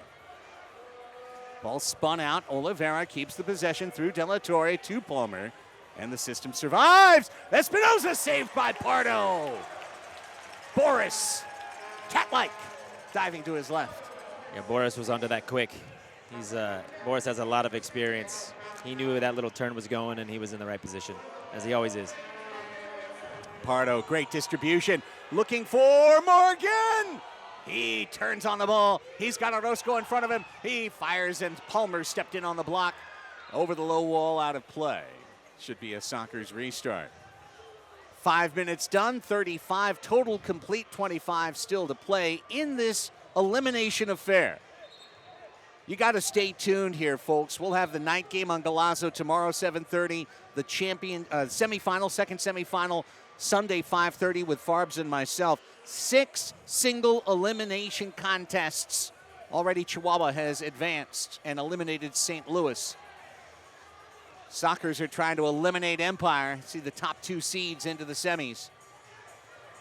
Can the Strykers turn the narrative? Here's the guy who can do it. The explosive Justin Stinson. Taken off the ball by his teammate from 2 years ago, Costa. And then Stinson. That's got to be a card for sure. Looked like a swing. Stinson says, I got an elbow first. He wants a challenge from Obasi. There's no way they're going to give a – they're trying to give a card to Costa right now. The foul's on Costa. He's just protecting the ball. I don't even have any words. I don't really care. Is that not a card on Stinson? I don't know. They came running up like gunslingers with their hands on the holster, ready to pull. they've had a little battle going on the whole night that you can kind of see and feel, and they're trying to prove something to each other. Well, but in that Obasi situation, has challenged. That's great. Here comes the challenge announcement for MASL Video Review. Empire is challenging for a possible missed blue card. The previous play is under review. Did you say a possible vicious blue card? No, it's not. It's not Costa's. It's not Costa's style to throw elbows. He was just saying, like, look, I got the ball, and I'm between the ball and you, and there's nothing you can do about it at that point in time. And Stinson kept coming. Those guys are both ballers trying to get the ball back.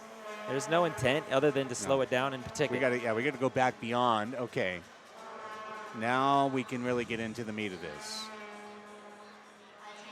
Was that that's an a steal? elbow? No, that's a steal. And now he's dribbling away with the ball, and now he's protecting it. Now that kind of looked violent, but I wouldn't say he was intentionally throwing an elbow to try to hurt Stinson. They're friends.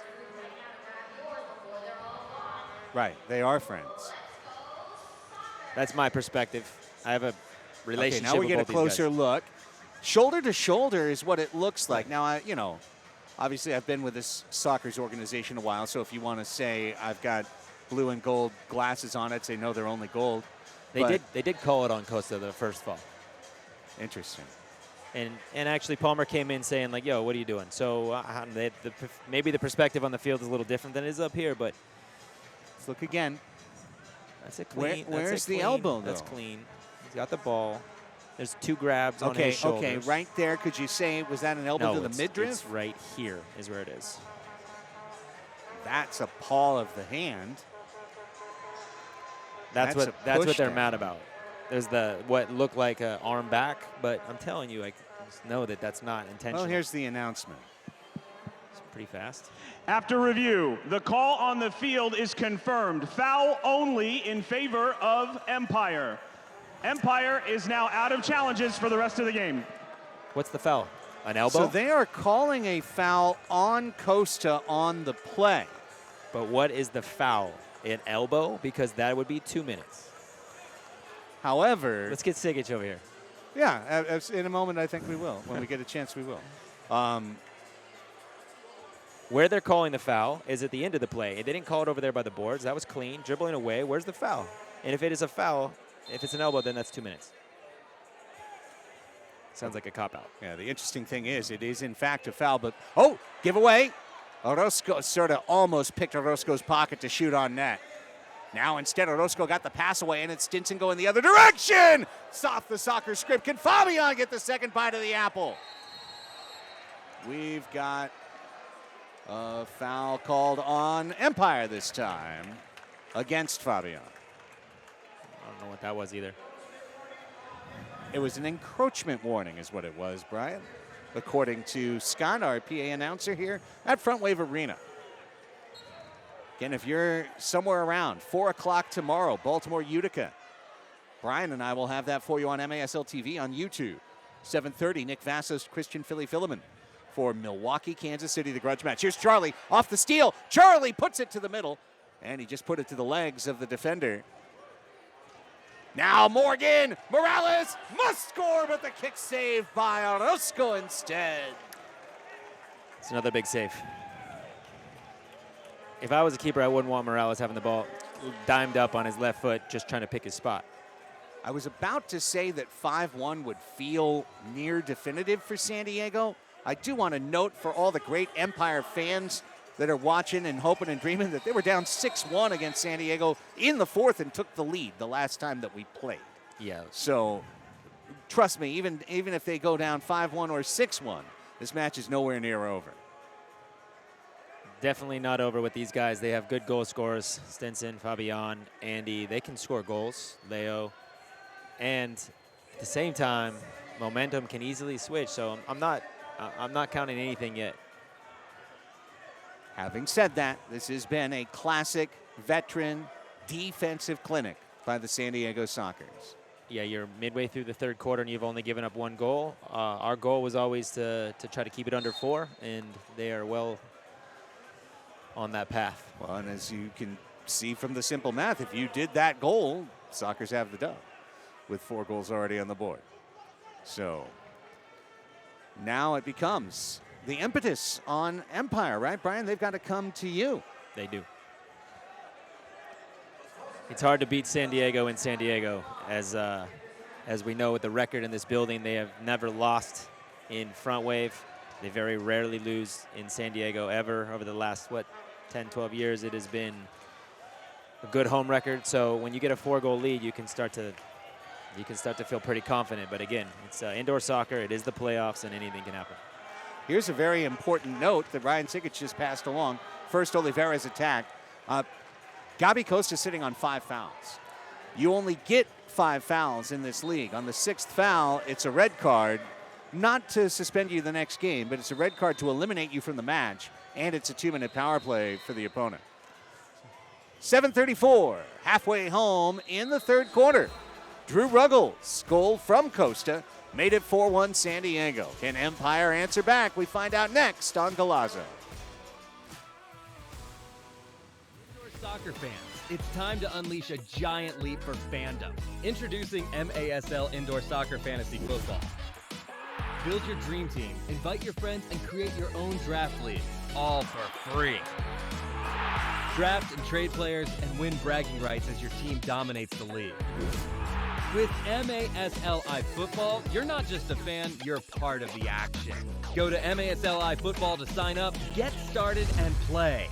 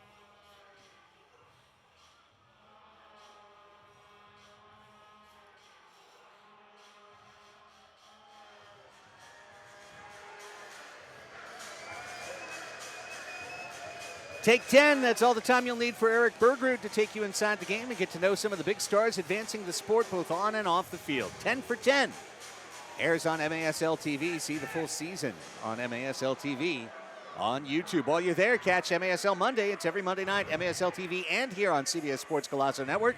Alex Bastiavansky, our favorite Canadian, along with Phil Levanko, joined by special guests around the league, all the highlights, all the stories, everything you need. MASL Monday. Check it out. 7.5 to play, third quarter. I'll say this, next goal's big. I will say that definitively. 5-1 versus 4-2 is about as important as you can get in an elimination match. So during the timeout, I was watching the two different groups. Phil has the team cool, calm at our bench. I know those conversations. I know how that goes. He's trying to make sure that everybody understands the importance of this time and the importance of this game and what the score is. And if we don't give up goals, then we win this game, and to go out there and do your job. Now, Obasi's on the other end, and he's talking about how somebody needs to be the spark and create that extra something right now to get them that next goal. So it should be interesting the next 7 minutes how this quarter finishes out. Brian also noticed, and we can confirm Alex Bradley has a warm-up jacket on now and appears to be done for the night for Empire. So he's missed most of the year with injury, came back, tried to give it a go, but it looks like one fewer man, only 13 field players for Obasi to pick from the rest of the match, as Bradley's going to sit it out. Yeah, he's standing on the back bench. You can see he's kind of just arms crossed, probably pretty frustrated. Rough season for him. He came out here with high expectations as a leader of this group to try to help Obasi accomplish some goals. Just didn't work out, unfortunately, but he's a stud in this league, and he has been for a long time, and injuries happen. Now here's the strategic question I want to ask you, Brian, to get inside Phil Salvaggio's mind, because my question is, what does he do with Gabi Costa? Does he go NBA style and take Costa out of his line, knowing that one more foul and it's a blue card? As you said, the most important thing is don't allow a goal. The worst way to allow a goal is obviously a power play. No, I think you have a very big game in 2 days if things stay the way that they are, and that Costa is very important for that game. One, obviously he wouldn't be missing it because of the card accumulation, but you don't need to give up 2 minutes, and you just don't need to risk having a player sit out the rest of the game. Just sit him, I think, is probably what they're doing. They'll probably put him on for power play and set pieces if those are his, spots, but I don't think that they'll have him playing in normal shifts. Okay, so you agree. You would take him out of his line. I think they already and have. only use him in sets. Yeah. That makes sense. Oh, look at this. Can Gutierrez run on it? Stinson, too fast. Orozco is going to keep pressing the action, taking more chances. Trying to get Stinson loose. Fabian, more like a sniper. Sets up from his post, hopes to get his target and then shoot. He's just so cool, calm, like nothing phases him. Marquito. Over to Palmer. Fabian signed a 2-year deal with Empire. He's brought a lot of attendance to the Strikers. Last year, he brought a ton of publicity, television, a lot of eyes. No wins, 3-21 when the year was over, 3-19-2.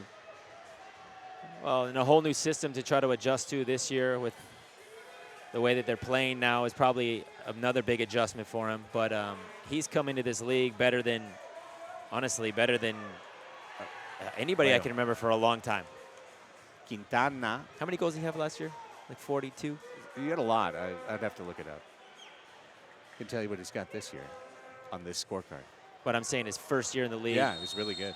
25. I think he had 35 last year, 25 this year, if I remember correctly. Quick whistle here. Wilkins says, "Hang on," and he's calling for a delay. Was Pee Wee?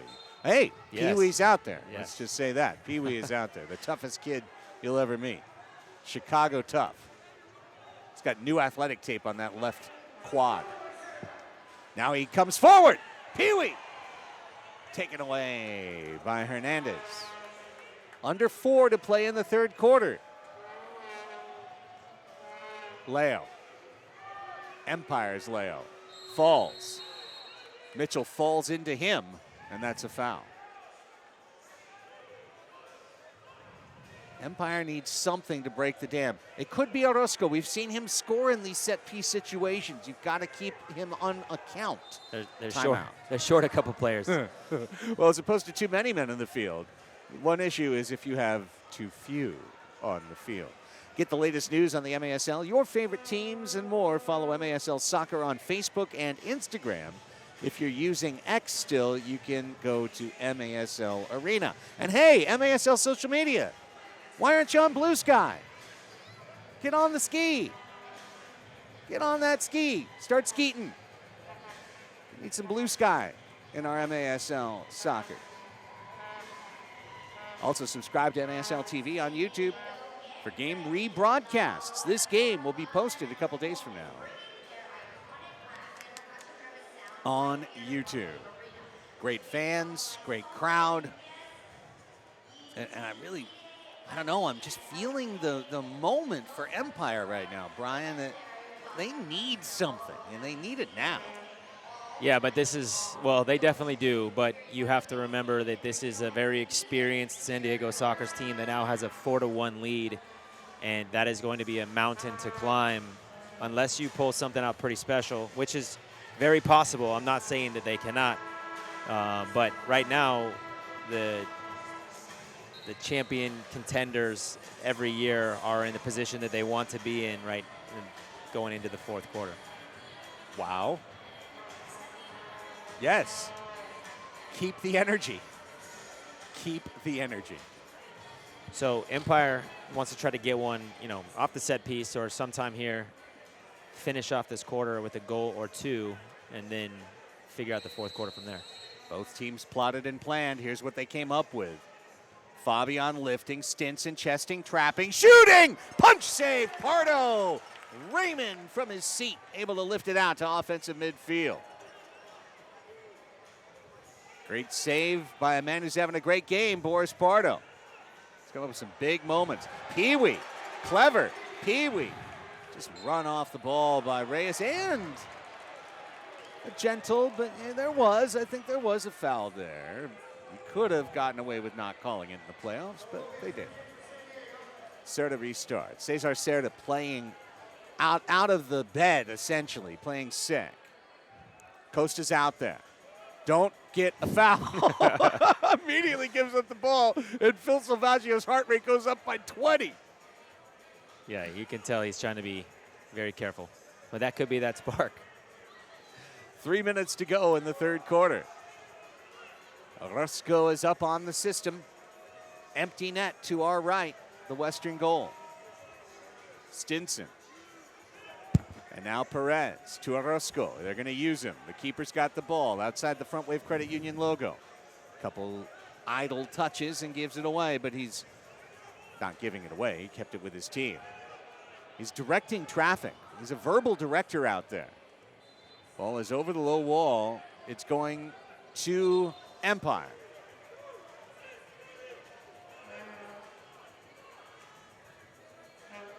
Palmer says, somebody run to the back post. Stinson says, don't worry, I got it. Justin Stinson over to Robert Palmer. The veteran defender shoots high over the glass. Robert Palmer scored the biggest goal in the history of the Fury Strykers franchise, the overtime game-winning goal in Game 2 of the 2021 Ron Newman Cup Finals, the only finals victory in Fury Strykers history. It forced a deciding mini-game between the Sockers and the Fury in Ontario's arena, Toyota Arena. The COVID season, 1,500 fans which was the maximum allowed. Oh, Hansen didn't sell the foul, but instead play on. Play advantage. Morales runs it down. Still loose top of the crease. Gonzalez cuts it out. Can Morgan go the other way? Hansen just getting up now. Tavoy Morgan tips it forward. Cardenas wide. With under 2 to go in the third quarter, that could have been a killer for Empire's hopes. That was a great ball from Tavoy to understand that overlap was coming from Mitchell. A little unfortunate. Here comes Hansen. Hansen running through the middle. De La Torre with 1:38 to go. Here comes Orozco up again. Brian has to be fit for all of what they ask him to do. De La Torre, under 90 to play in the quarter. Charlie blocked it. Can Charlie get the shot off? He hit the crossbar. Holy cow, from 2/3 field. Pee Wee now taken out by Aguirre. You couldn't do that with 100 tries. That was unbelievable. Off by an inch. Drew plays to the wall, but Pee Wee had to come off. Childs with the magic minute. Minute 45 open now at Frontwave Arena. Mendez, back and forth he goes. Crashing Mendez, back post, Childs, Mendez, Childs, and Orozco grabs it off the goal line, and he runs forward, and here come the Strikers on counterattack. 33 seconds in the frame. Alami working, weaving, shot block, shot, save, rebound! Pardo's got it. Boris plays himself. He's got some options. Big foul over the back on Palmer there. Nailing Costa. Who's like, what, you didn't call the foul on me? Here's Charlie. 12 seconds. Can he find Morgan? He was trying. Quintana now, 6 seconds. Just avoid any errors. Ruggles will do exactly that and loft one up. Come on, boys. Play nice. The quarter is over. Everyone back to their respective sandboxes as we take time out. When we come back, 15 minutes to save Empire's season or for San Diego to advance. Those are the storylines when we return to the Ron Newman Cup quarterfinals presented by Verizon on Golazo.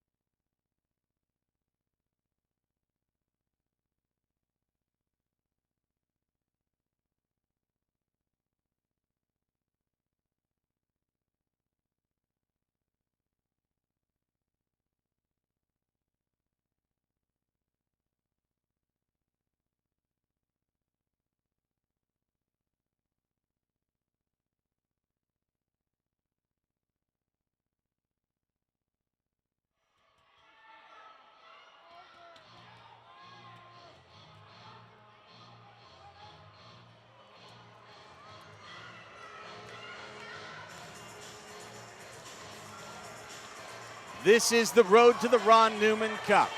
MASL playoffs, quarterfinal single elimination. Tomorrow we do it all again, Brian. 4 o'clock for you and I for the 3-6 match. Utica versus Baltimore. They've played 6 times this year. Baltimore's won 5 out of the 6. Can Utica take advantage of the familiar colored turf and help set the blast? When I saw Utica play in this building a couple months back, they look sharp. So it depends on what squad they have. Do they have everybody?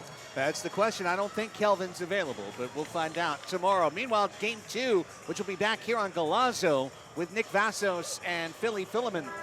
Oh, it's the grudge match. It's Kansas City, Milwaukee, Comets and Wave. I already saw Derek Huffman in the crowd. He hasn't gotten red carded yet, but it's just a matter of time.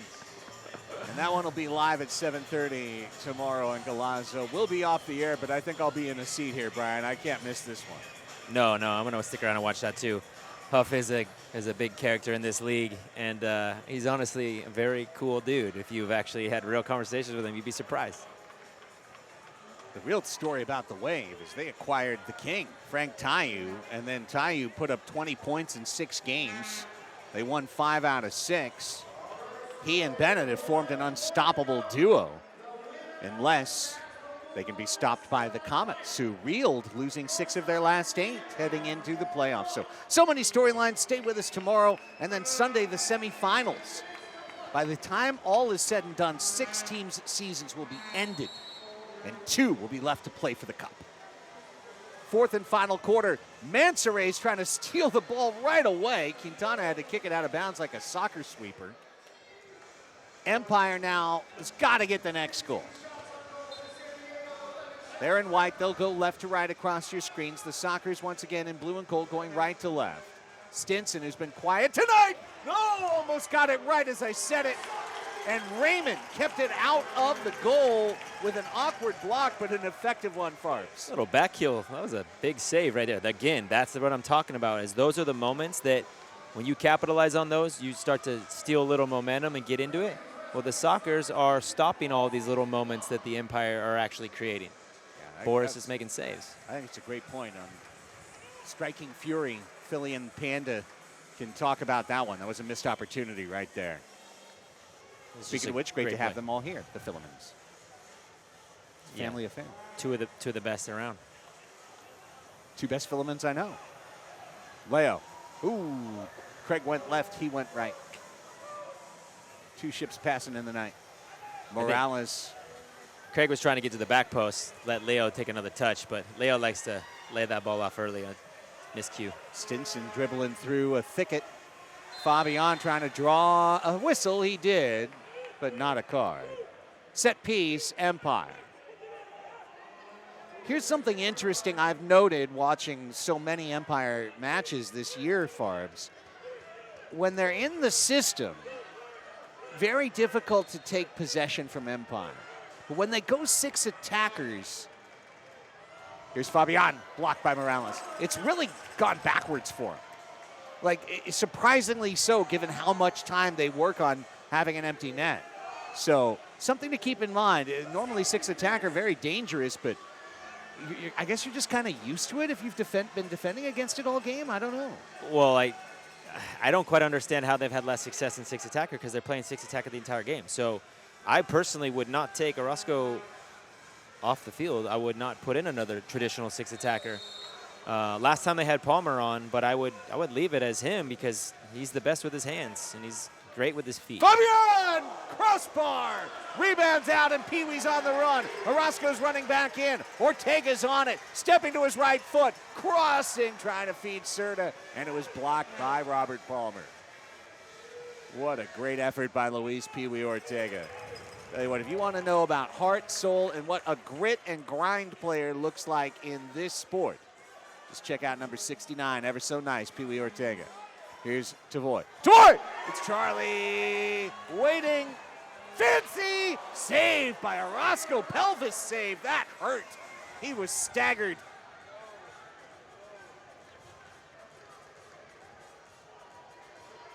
It was a good turn by Charlie. Good save. It's probably very hard to see that ball coming at him. how quickly Charlie turned. Good You're position. The keeper, putting yourself between yourself and the ball can be more painful than others. Here's Alami. And he and Mendez staggered. A good pass from the floor. Stinson can't get a foot on it. Gutierrez ran across. 12:06, clock running. It's going to feel like a slow clock to Phil Salvaggio and the Sockers. To Obasi, it feels like it's running at 1.5x, like a podcast on my phone. Speaking of phones, I need to give a shout out to my daughter Ari and my son Beckham because I'm getting text messages this entire time. So shout out. There you go. Man, I remember when Ari was born. 13 years ago this week. Incredible. I remember it was playoff time, yeah. Reyes, former San Diego Soccer, former member of Sockers 2 as well, could never really get regular playing time. He's found his time and his role here in Empire. Andy is very good. I think he could have been a long-time Soccer. He just didn't want to. Well, I don't think he wanted to wait much longer. Perez just missed the back post, and Reyes was lurking there. Fabian now. Marco lifting it, trying to get it back. He's racing the middle. Stinson has it, and the 4th minute of the 4th quarter is done. 11 to play. Fabian working with Stinson. Now Orozco right up top. Cannot afford to give the ball up. Stinson cuts it. It's Ciro Oliveira. Stinson's going to be the quarterback right now. Good pass. Oliveira then stumbled a little bit. Had a shooting lane for an instant. Stinson will fire! High off the Frontwave Credit Union logo. Gutierrez knows he can't shoot there. Stinson got the steal. It's down low. It's Alami. Almost blocked into the net inadvertently by Ruggles. Instead, he pinballs it to Pardo. Charlie. Transition is on. Costa's out there playing with 5 fouls. 10:14 to go in the 4th. Quintana. And Tavoy, no foul. The foul is called at midfield. Instead, Ruggles on Alami. Costa's going off quickly. He doesn't want to stick around and play defense. We want him with the ball at his feet going forward. It's hard to get a foul, although he did have a foul with the ball at his feet earlier, so he's been wrong before. Strykers. Here's Perez. Perez blocked. Pardo got a touch on that. Crashing in. Morales back and forth. Spits one out for Leo. Sockers counterattack. Leo with Pee-wee and Raymond. Leo curves it to the back post. Raymond trying to knock it down. Fabian crashes into the corner and draws a foul at the feet of Radford.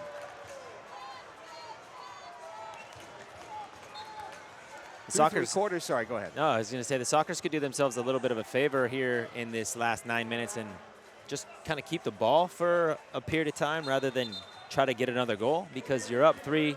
If you burn off 2-3 minutes, you get yourself into a great position and you're making them chase. So when they do pull 6 attacker and they are super aggressive, you have a little bit of legs. One thing that I just note, idly or not, is that part of the system is alternating quarter by quarter the keepers to keep them physically fresh, because Orozco is being asked to do 3 times more than a normal keeper. However, with no Brandon Gomez available tonight, Orozco's going the distance, and I do wonder, or at least, oh, hang on, steal Mansoray. Here comes Abdul Mansoray. He was the 4th quarter hero last week, lost that one, and Quintana did well. So my question is, will Orozco get tired? TLDR. Over to Mendez, working on Palmer. Under 9 minutes to play. Foul called on Childs over there, who will hustle off the floor.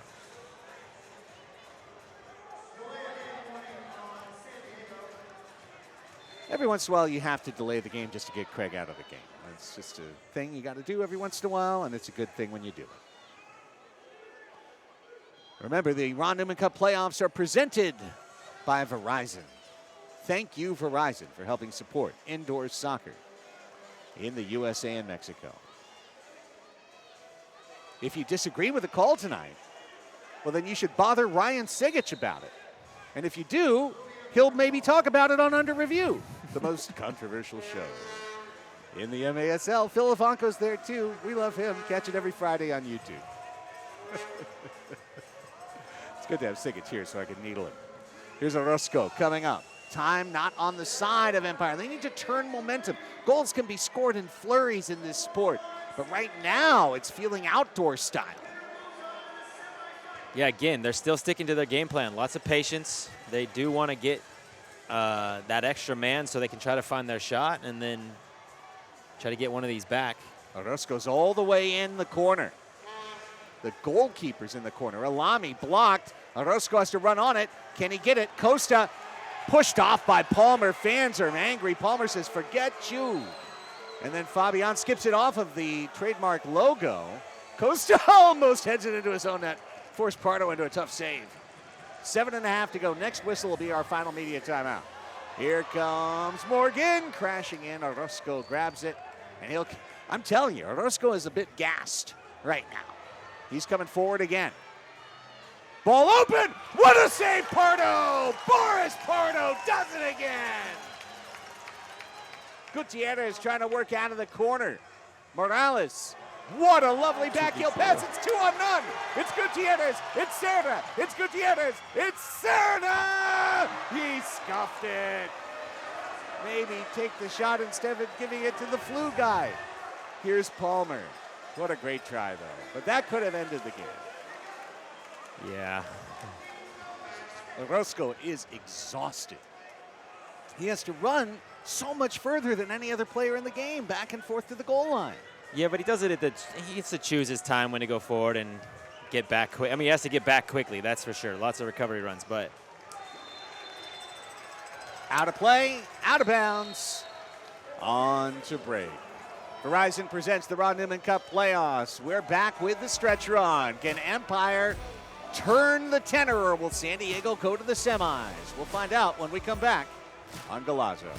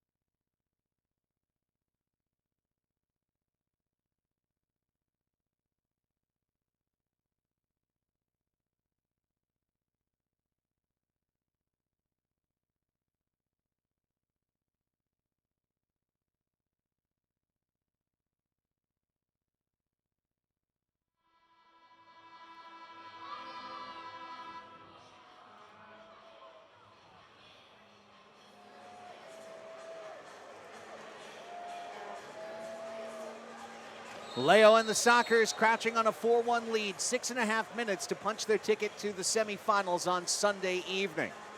Craig Childs held silent so far tonight. Can he change that for a dagger goal? Pinball in the corner. It's going to come out and run down by the captain at the spry age of 40, but then it's sprung for the fastest man on the floor, Mansoure. Abdul Mansoure trying to get his right foot into one. Hansen, shot blocked by Quintana. Out De La Torre, blocked by Raymond. And turned back by Hernandez. Boy, some rugged individual defending, Brian. Yeah, it's definitely, it's crucial moments of the game. Their season's about to end. They have 6 minutes to try to do something, and they're going forward with aggression. They almost got one there. Espinosa, bullied by Quintana, channeling Scotty Martin in his prime. Shout out, Scotty. Speaking of a bully on the ball. Yeah, just like that. There wasn't many like him. Just like that. Scotty Martin, a couple of hands extended. Get out of here. 5.5 to go. Here's Reyes. Reyes saying, come hither. Fabian lifting. This is a huge moment! Blocked and squirted wide. Polo was trying to pop one in. He had sprung open for just a second. Now a foul. These two have been very handsy. A think sheet is going to be offered to both sets of parents to consider at the end of the night. 4-1. Earlier today, Chihuahua burst open a tight game late for a 5-1 win. Here's Stinson, just wide off the Kaiser Permanente logo. Leo Beach Soccer bounce, sends it out. Orozco is able to rescue it.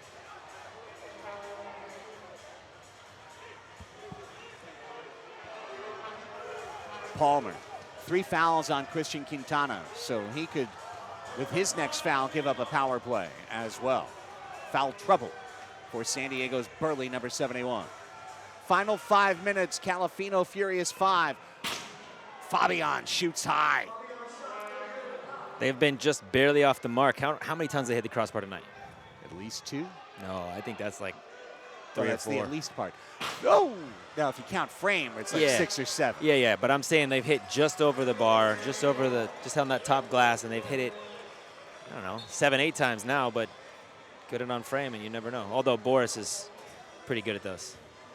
The stakes are now simple. If San Diego gets the next goal, San Diego's going to the semis. Empire must score. They must score soon. Time is not on their side. You can get 3 goals in a burst, but that's against other teams. San Diego is a more disciplined unit. Pardo shows it right there. Ruggles sent it through. Morgan taps it. Drew looking to apply a stamp on this one. There you go. See, that's what I'm talking about. Yes, he could have right shot there. it. It could have lost possession. Now they're going to burn off another 45 seconds.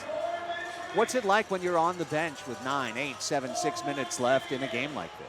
Yeah, every shift matters, and you're the one going out on the field and try to protect this lead. And if you do your job, that it's over. And so you go out there and you burn off a minute. You come back, you've done your job. You want your line mate to do the same thing. And every minute that goes down, you start to prepare for that 6th attacker, and then finish the game off. Orozco felt he got hit on the shin. He had a word for Drew. Oh, now he had 3 words for Drew. Drew will always give him back. Drew's not afraid to talk back. 3.5 left to play. The math is starting to not math for Empire. They cannot continue with the somewhat passive possession-based system. They need to break out for wild chances. No handling called on Alami. Soccer's bench in an uproar. Fabian cuts a pass. Good run by Polo. Polo! Goal! Alami puts it in after the great Polo run and setup. And that's what they needed, Farbs. A big goal for Empire to cut it to 2. Do we have a challenge flag? They are challenging. What, a foul here? I don't know. Desperation challenge? I'm not Yeah. sure. I don't know what the challenge is. They're going to challenge for that Alami handball that we all saw. Yeah. That makes sense. Yeah. Oh, that's pretty smart. We will see if they get this overturned, but it did look like a handball from here. We're pretty high up. MASL video review. Ryan Sigich just said he thought maybe the arm was to his side, but the tape don't lie. Here we go. We're going to look for Alami's hand. Now, this is just the goal. Enjoy the goal. Way before this, when Alami got the ball, the question was handling. I called it as a handball. That's not it. That's not what we're talking about. No, it's on its way down and after the bounce, I think.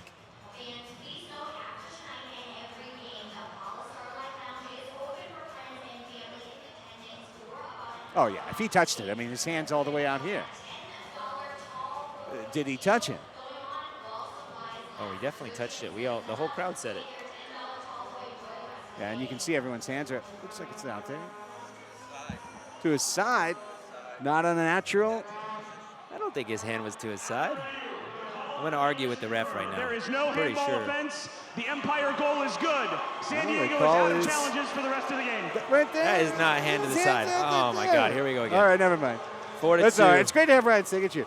The officials believe that's out to that the hand is in a natural position, and you know, all's fair. All's fair. 4-2 is the score. 3:08 left to play. I don't know. And I'm so glad I'm not an official. I would have lost my mind and just dived into insanity a decade ago. I have argued with MASL refs more than my wife and my mom combined my entire life. It's hard to do.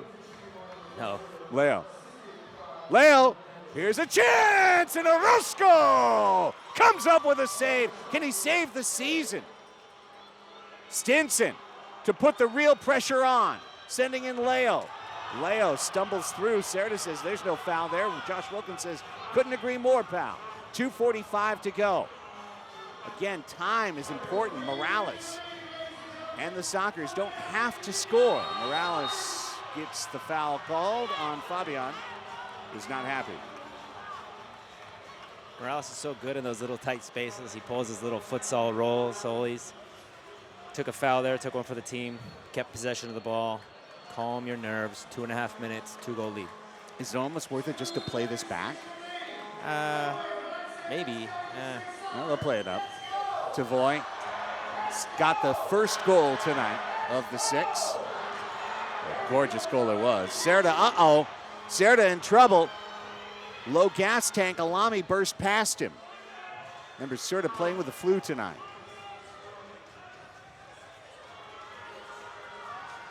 Palmer and the Strykers. 2:10 to go on their season unless they can go +2 the rest of this game. Here comes Leo to try and put the dagger in. He's scored from there before on this club this year. Leo instead dribble. Oh, and then he puts poor tired Serta in the hot seat. Serta says, don't do that to me, mate. Pardo off the wall. Raymond knocks it down.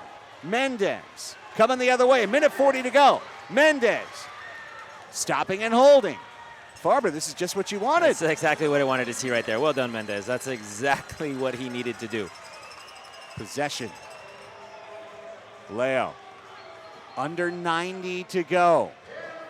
Morales and the Sockers looking to advance to the semifinals.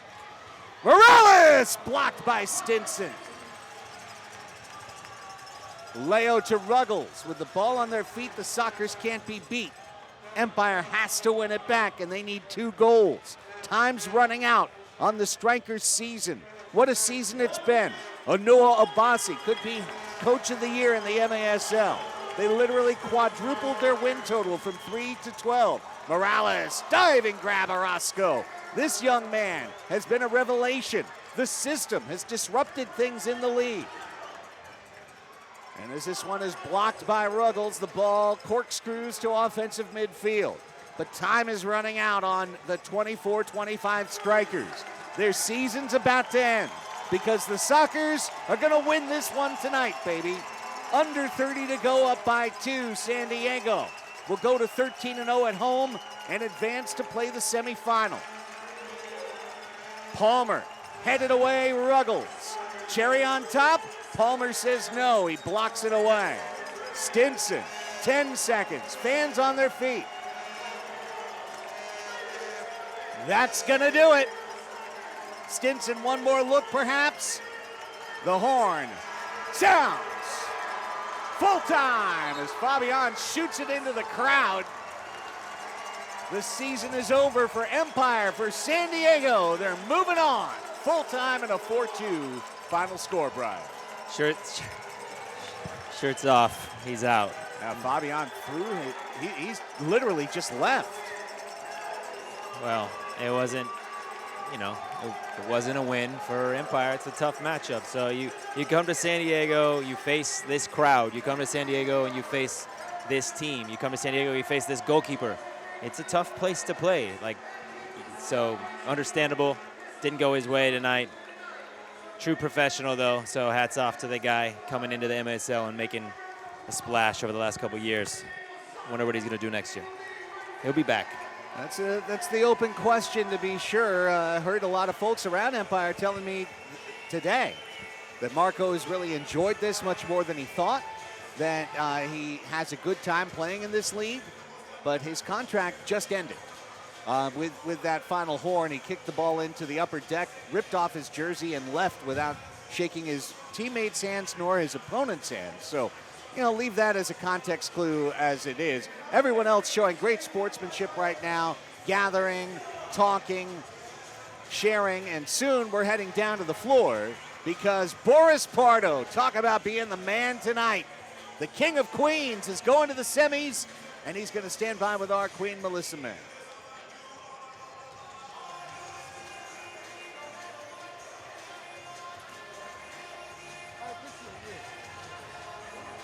Boris, getting a win at the first playoff game ever at your new home at Frontwave Arena, how important was that?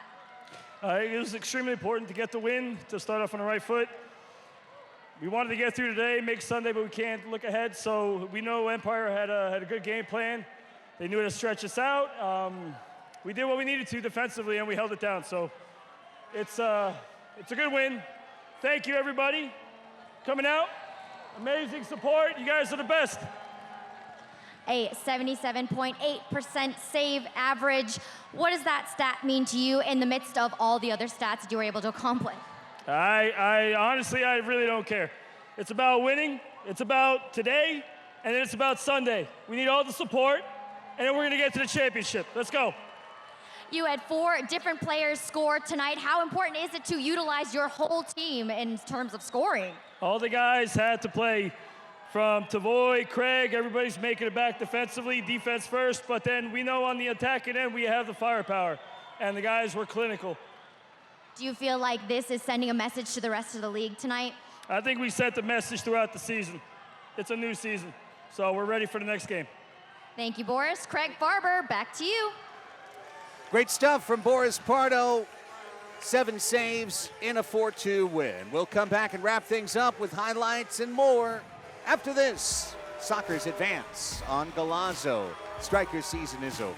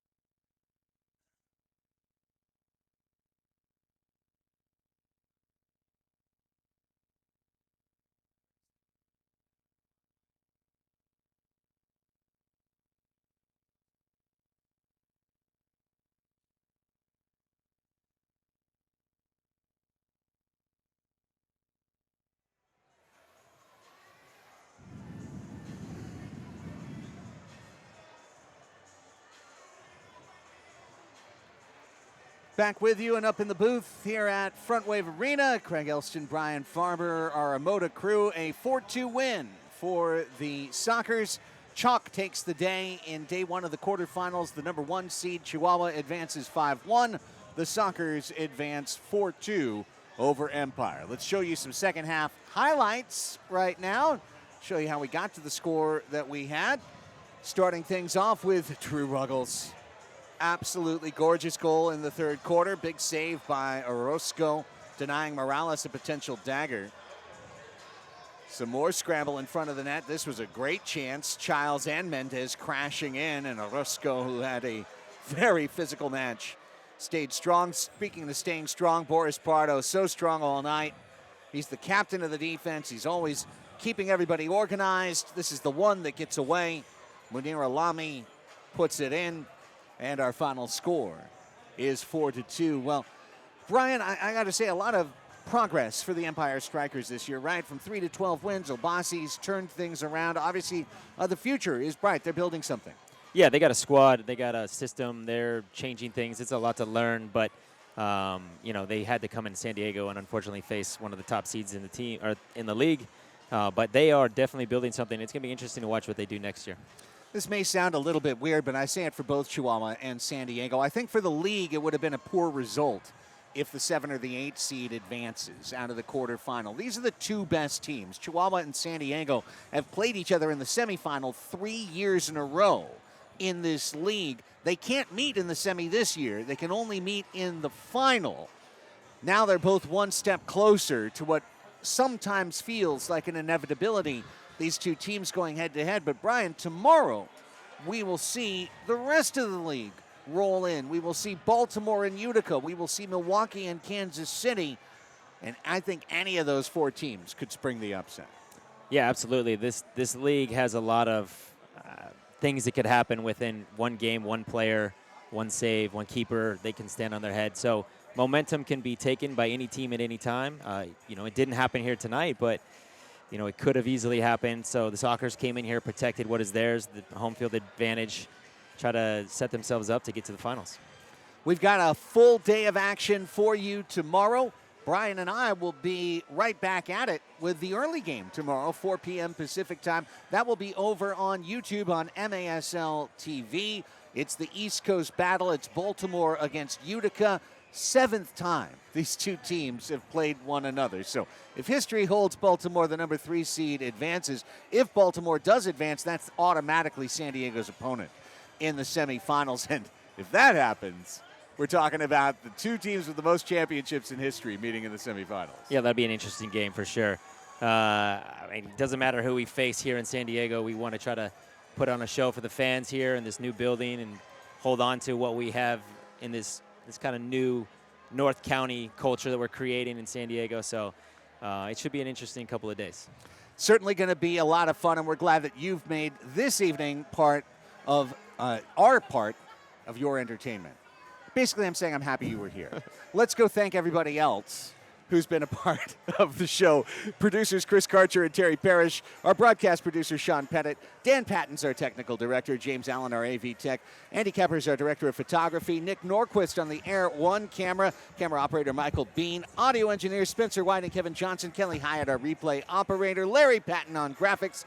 Andrew Karcher and Gabe Pan on utilities. For Melissa May and Brian Farber and that Emoto crew that we just called out, I'm Craig Elston saying thanks for spending part of your Friday evening with us. We'll be back with you tomorrow afternoon at 4 p.m. on MASL TV for Baltimore and Utica. Until then, so long from Oceanside.